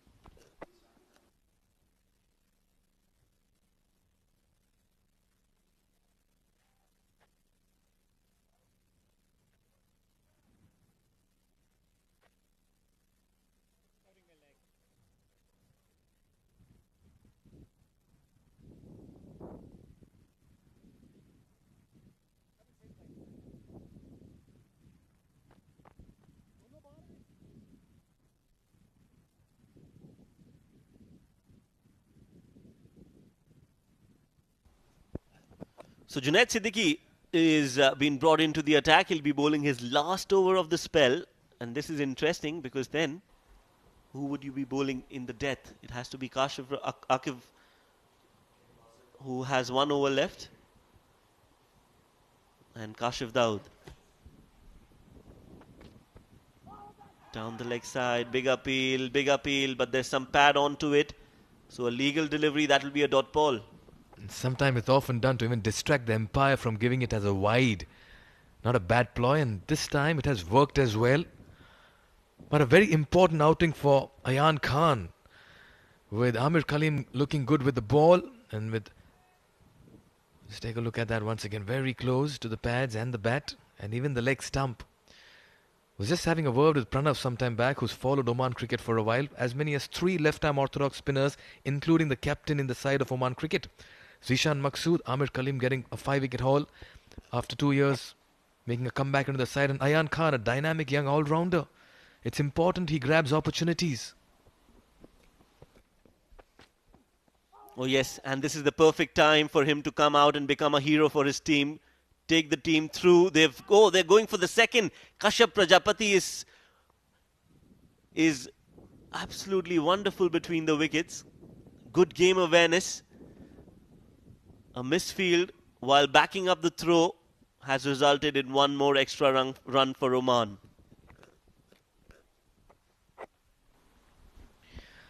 Oh yes, Kashyap Prajapati, his alertness. Usually when you're running a quick first run, you end up crossing the crease and going towards the wicketkeeper area because of the momentum you carry. But he is quick to turn back and look for the second. And that's why smart cricketers are always on the lookout for runs. This is great commitment and intent in the middle.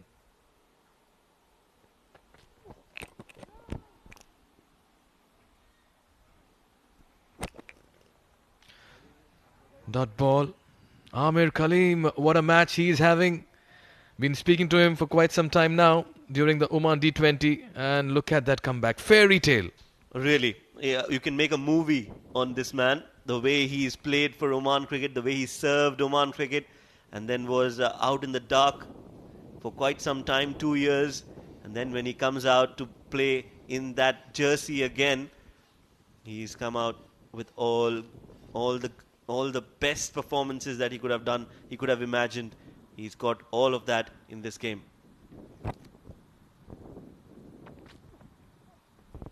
This time, no appeal. That's because it's clearly way down the leg side. So Junaid is mixing brilliance with mediocrity in the middle at the moment.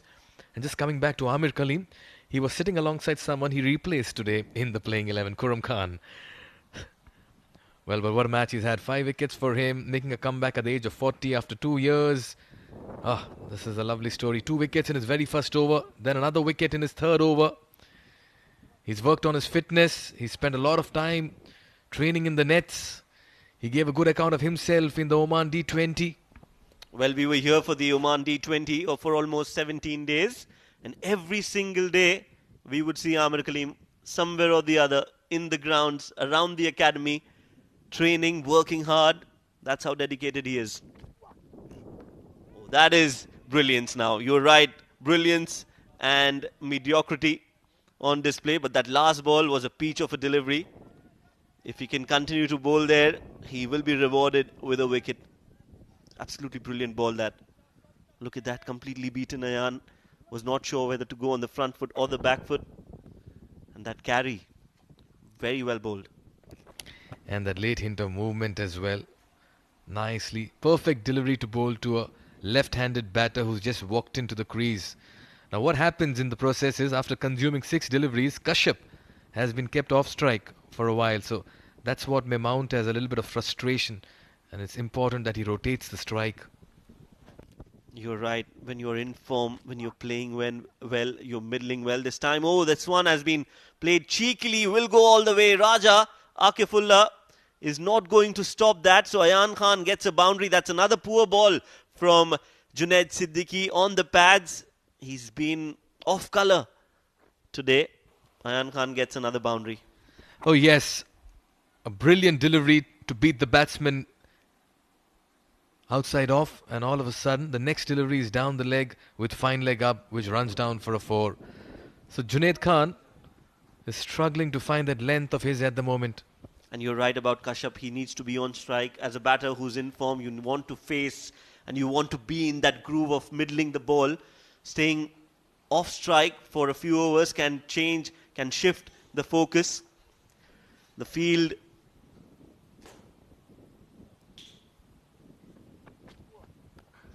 pulled and pulled well in the gap. That's going to go all the way for another 4. Another poor delivery and has been met with the same result.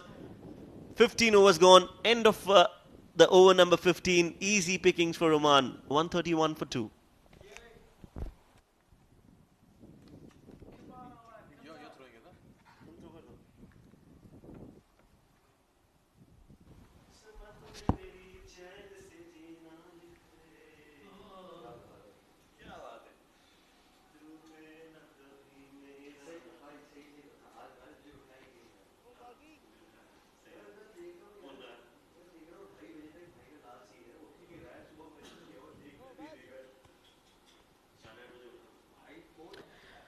Oman, in pursuit of 165, are looking very comfortable and strong. And to take you through this final 5 overs, there's going to be a change in voices. Neil Ojha will be joined by Pranav Mehta. Thank you, Mikhail. It's going to be Basil Hamid. Let's have a quick look at the last ball of the previous over. Went for a boundary. Banged in shot. Got right behind the line of the ball very smartly. And tonged it for a 4. Ayan Khan doing it really well today. Got an opportunity to come in and play at number 4. And I reckon if he's worth anything, he should hang around and ensure that he gets the team to victory with a 6. What a good looking shot. Steps down to Basil Hamid. A maximum. What a shot is that from Ayan Khan.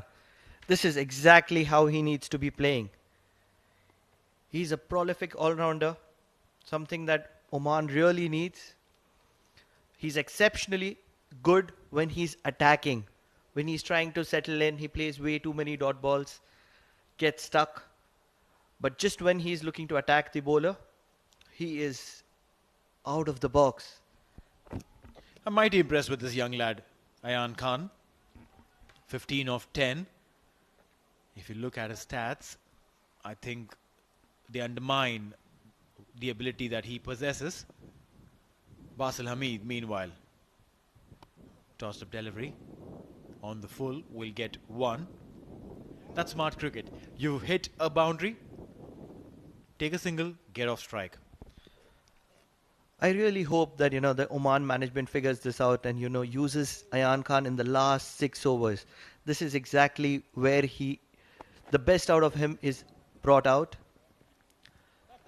Love the way both are running between the wicket. The first run is pushed to the maximum, looking for opportunities to convert that into a double. Well, it's about role definitions in a team.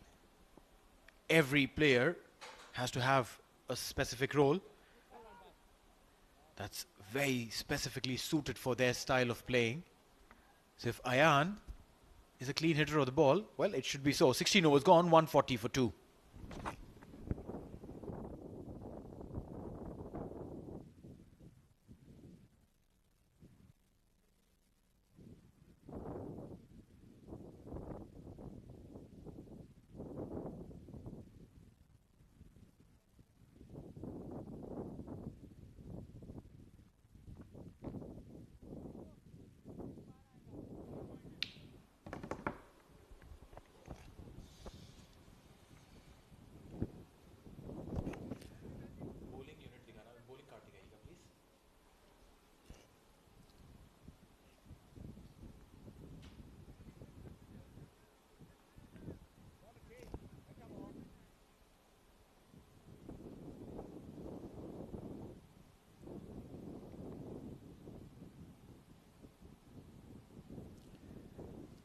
.140 for 2 in 16.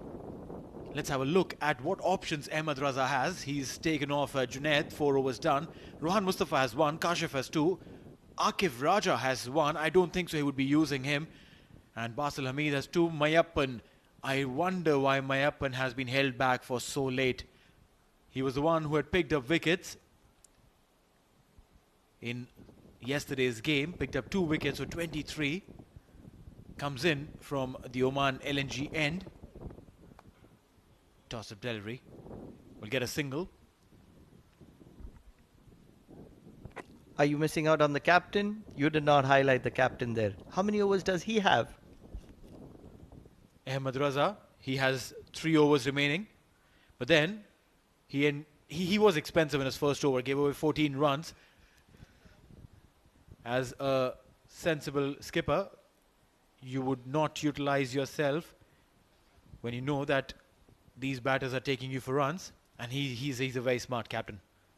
He would rather put in someone who can contain them, and not just contain them, probably pick a wicket. Karthik Mayappan. Up in the air. Oh, there was a chance. Double chance, run out and given. There you go. You bring in a man, he creates confusion, and Ayan Khan runs towards his own defeat. He's run out. Extremely poor running between the wicket there by Ayan Khan. If you see the replay, he was absolutely not rushing. He had to be rushing there. He was almost jogging down the track. Look at that. Taking his own sweet time. He was not expecting the fielder to throw. And look how far away he is. Well, that's right. Basil Hamid, the man who ensured that he did this comfortably. Ayan Khan, 16 of 13. Oman, 141 for 3 in 16.2.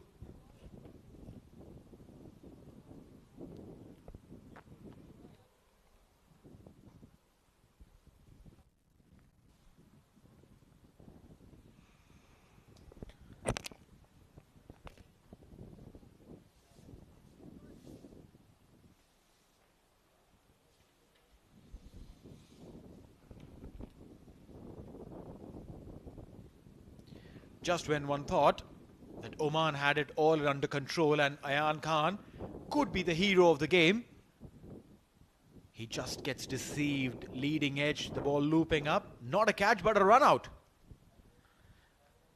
That was poor running between the wickets. Lapse in concentration probably. Kashyap will continue to attack. That's the way he plays. That's the way he likes to play. And I'm sure he should continue doing what he likes. That's the replay. Look at Ayan Khan. Thinking about the catch. It's not in the frame, but in the initial phase, almost half the run, he didn't charge. He was jogging through. And that is terrible running between the wickets. You have to be doing the basics right.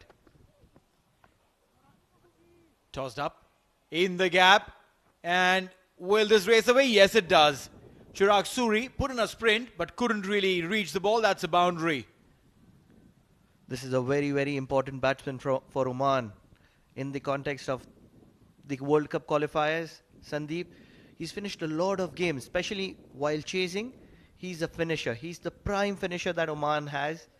He's finished a lot of difficult games, stuck games, games where the opposition is in advantage. He brings the game back. We'll see if Sandeep is the finisher that Oman is looking for. But pretty much in control this game within Oman's range. No reason why there should be any panic whatsoever. They have a lot of batting to come. Sandeep Gaud, 11 matches, 98 runs. The strike rate is a little worrisome, 92 runs. If you're a finisher, your strike rate has to be much better. Up in the air, chance, Karthik Mayappan going underneath and he drops it. Has he dropped the match there? What do you think, Neil? That should have been taken. At this level, this is a sitter. Especially of your own bowling. If you don't take your catches, don't expect anybody else to take them. 17 overs gone. It's 148 for 3.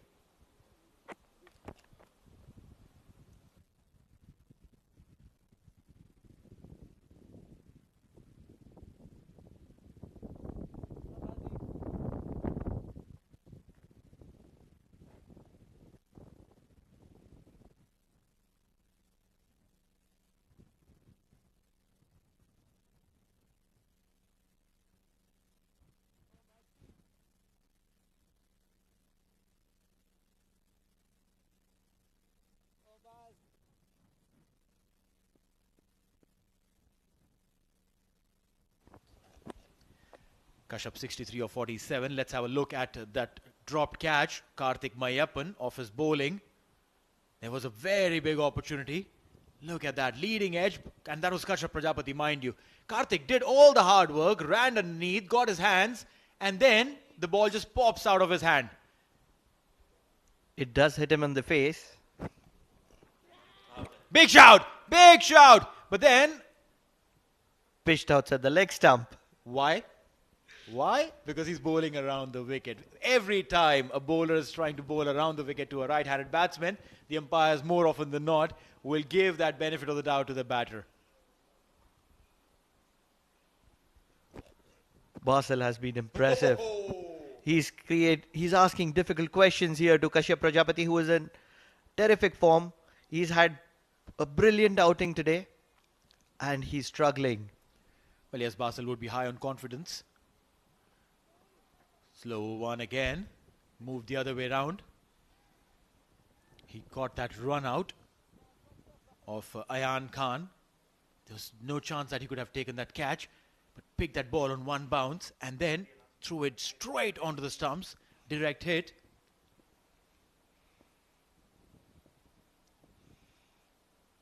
All right, pulls off. Basil is bowling an interesting variations. He's a handy bowler, Basil Hamid. He's a very smart batter. And now look at that. Overthrows. Usman on backup. He was expected to be there. He was expected to get that ball when the skipper is throwing at, attempting to get a direct hit. You have to be there. You have to be ready. You cannot be lounging around there. Caught napping Usman.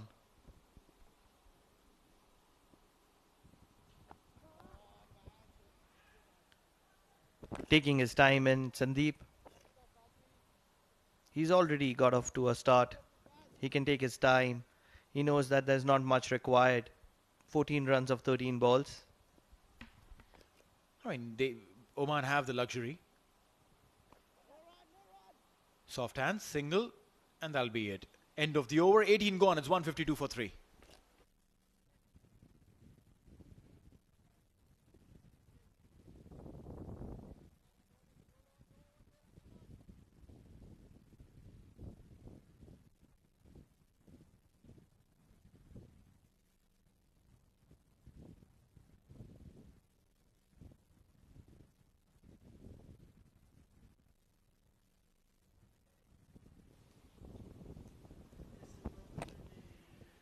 All right, 2 more overs to go. 13 runs required. This is just a little overrun a ball. And now, very interestingly, Karthik Mayappan will be bowling the also important 19th over. You generally give that 19th over to your spearhead, to the best bowler. And by doing so, Ahmed Raza has very subliminally said that, hey, Karthik Mayappan is my best bowler today. He's created some opportunities there. He dropped one off his bowling. The only way UAE can survive is by picking up wickets. And look at that interesting field. You know, there are 3 on the offside behind square. There is 1 on the leg side behind square, a fine leg there. And everyone on the boundaries in front of the wicket. Interesting field setting there for Karthik Mayappan. Tossed up, outside off, up in the air. But the sweeper cover will come and cut it. That's Chirag Suri. Just a single. He'll have to create chances. Karthik Mayappan bowling that one outside off. That's the longish side of the boundary. Inviting Sandeep to play the uppish drive. That's the dugout there. Kashyap is will be looking to take a chance in this over. This is the most important over in the contest of the game. He wouldn't want to leave a lot for the last over. Well, I mean, if you're chasing 12 in 11, I don't think there's a lot remaining invariably. He's changing his angle, coming round the wicket. Karthik. Try and create that angle to cramp the batter. Stepping down. Just be a single. A little fumble going for the second chance of a run out. But no. There's another overthrow. Oh my God. 3 runs of that. A little fumble caused the second and then an overthrow. Scores the third. 3 runs of what should have been just a single. Come on, UAE. You have been the best side of the tournament so far, and this is exactly not what you should be doing. You have to continue being the best side. You're walking into the qualifiers. You cannot be doing this.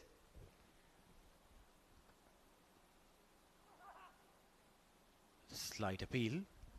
The umpire will let it slide because the batter had moved across. It's a very good call coming in from the umpire there. You said that, UAE has been the best side so far, but I think this game has exposed those chinks in the armor. I think it's a good wake-up call, and I think it's come at the right time. Last game of the quadrangular, UAE, this is more like a, hey, maybe you should check on these points. Losses are so important in growth.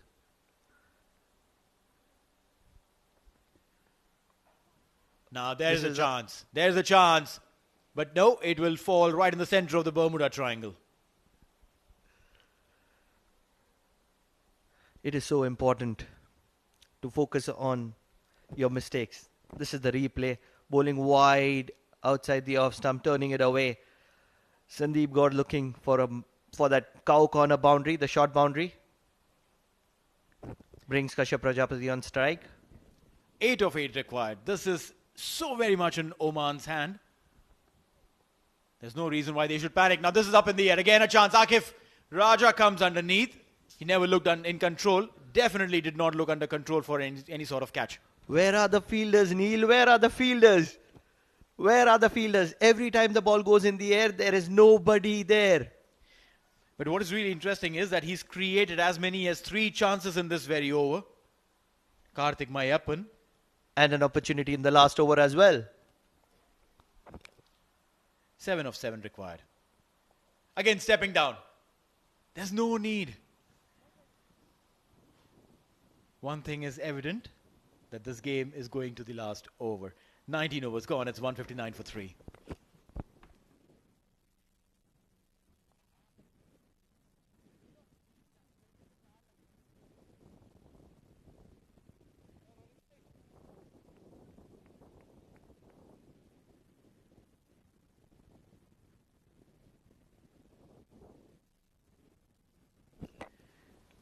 One last over to go. 6 of 6. Who's going to be the man responsible for that last 6?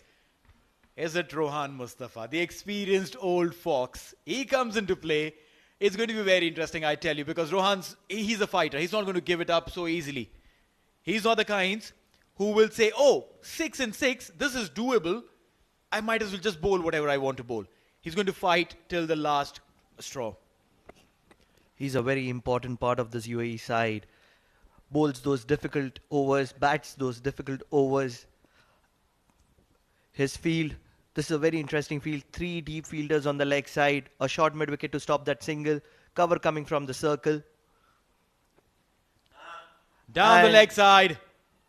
Will that go towards the fence? That is it. 4 runs of the very first delivery. Poor start from Rohan Mustafa.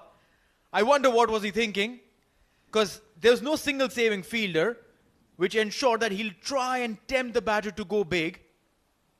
It was a quicker one, down the leg side, 4 runs. Now all Oman need is 1 hit. 2 runs of 5 deliveries. Rohan Mustafa. Onto the pads, will get a single. Scores leveled, just 1 run need to win. What a match has Oman played here going into the qualifiers. This will bring a lot of confidence into the camp. They will be believing that they are the best side prior to this competition, and just going into the competition, they will continue to believe so. The field is being brought in. Low full toss, down the leg side, single, and that's it. Oman win this game very comfortably. Kashyap Prajapati, 68 not out, and a fifer for Amir Kaleem. It's going to be a headache for the match referee to figure out who's going to be the man of the match. But I tell you, a very comprehensive victory coming in for Oman. A wake-up call for UAE. What a match has this been for Oman. Love the way Kashyap Prajapati has crafted his innings through and through. A lot of support given to Kashyap Prajapati by the intelligent knocks played by the Omani batters. And at the end, it is Oman winning this very, very crucial encounter by 7 wickets. Well, yes, very comfortable there, and Kashyap Prajapati constructed this entire innings. And rightly mentioned, good support coming through. But then some decisions as far as bowling is concerned and team setup is concerned for UAE. Ahmed Raza making that huddle like he does after every game. You win, you lose, you come and chat up. And those questions will be asked, the difficult ones especially. Meanwhile, these two lads, they'll be happy. They'll be going into the dugout with smiling faces. And well, the chairman of Oman Cricket, Mr. Pankaj Khimji, being around, I think it's a little gift for him. He's the lucky mascot, maybe. Such an important finisher's role does Sandeep play. His running between the wickets is the main reason. You saw that extra overthrows being created. It's because of the pressure which he creates by his quick running between the wickets. Shake hands all around for the Oman camp. Smiles all around for the Oman camp. So important for the team unity. That's right. No, I mean, they've done really well. Oman have come back on the back of 2 losses. They've done really well. Let's have a look at the batting performance of Oman. Jatinder, 22 of 19, had a good start, but then squandered it right on the last delivery of the 6th over. Kashyap Prajapati, 69 of 53, stayed on all the way till the end, ensured that the team wins on the back of his score. Shoaib Khan, 34 of 21, Basil Hamid getting cleaned up. Ayan Khan had a very good opportunity today, 16 of 13, and then a very, very silly run out coming through. Sandeep coming in and finishing it off in conjunction with Kashyap. 19.3 overs and the score was chased. That's the bowling card of a team that has struggled on a bad day in the office. Basil Hamid bowling 3 good overs, 1 for 16, standout bowler for UAE. Kashif Daud was also impressive, 2 overs, 1 for 13. Wonder why they did not bowl more. Everybody else having a very, very difficult day. Well, yes, sir. There are good days, there are bad days, but this was a little completely off shade. And coming in, this is how the entire game was played through in the second innings. Omanis charged from the word go. They were hitting everyone, and especially Akif Raja. He was taken for a lot of runs. He was spraying the ball wide outside the off stump, not giving any opportunity for his teammates to save anything. Meanwhile, Kashif Daud getting rid of Jatinder in the last over of the power play, while there were chances created by Karthik Mayappan, but then Akif Raja kept spraying outside off. Rohan Mustafa trying his level best, but the innings from Kashyap Prajapati, look at the way he played all around. And Shoaib, we have to be mentioning Shoaib, the way he's played in the last 2 games, playing all around, but there he gets bowled through the gap between bat and pad, and then it was Ayan Khan coming in and taking the charge. But that silly running between the wicket from Ayan Khan, probably a brain fade movement, and at the end it has to be that man Sandeep, who has finished a lot of games for Oman. Well, that's right. That boundary of Rohan Mustafa, that was the last shot that went to the boundary and ensured that Oman don't have to bother themselves with any more scoring. So UAE in their 20 overs scored 164, which I personally feel they were like about 20 odd runs short, and top scoring by Mohammad Wasim. Rohan Mustafa and Ritya Arvind couldn't really contribute much, but look at that. Amir Kaleem coming in the national side after 2 years, picking up 5 wickets. It's so rare, but he does it for today for his team. In return, Oman, when they came into bat, Kashyap Prajapati 69 of 53, Shoaib Khan 34, and Jatinder Singh 22 of 19. Everyone at the top contributed, ensuring that Oman comfortably take this game home by 7 wickets. We'll take a quick short break and come back right here with the presentation.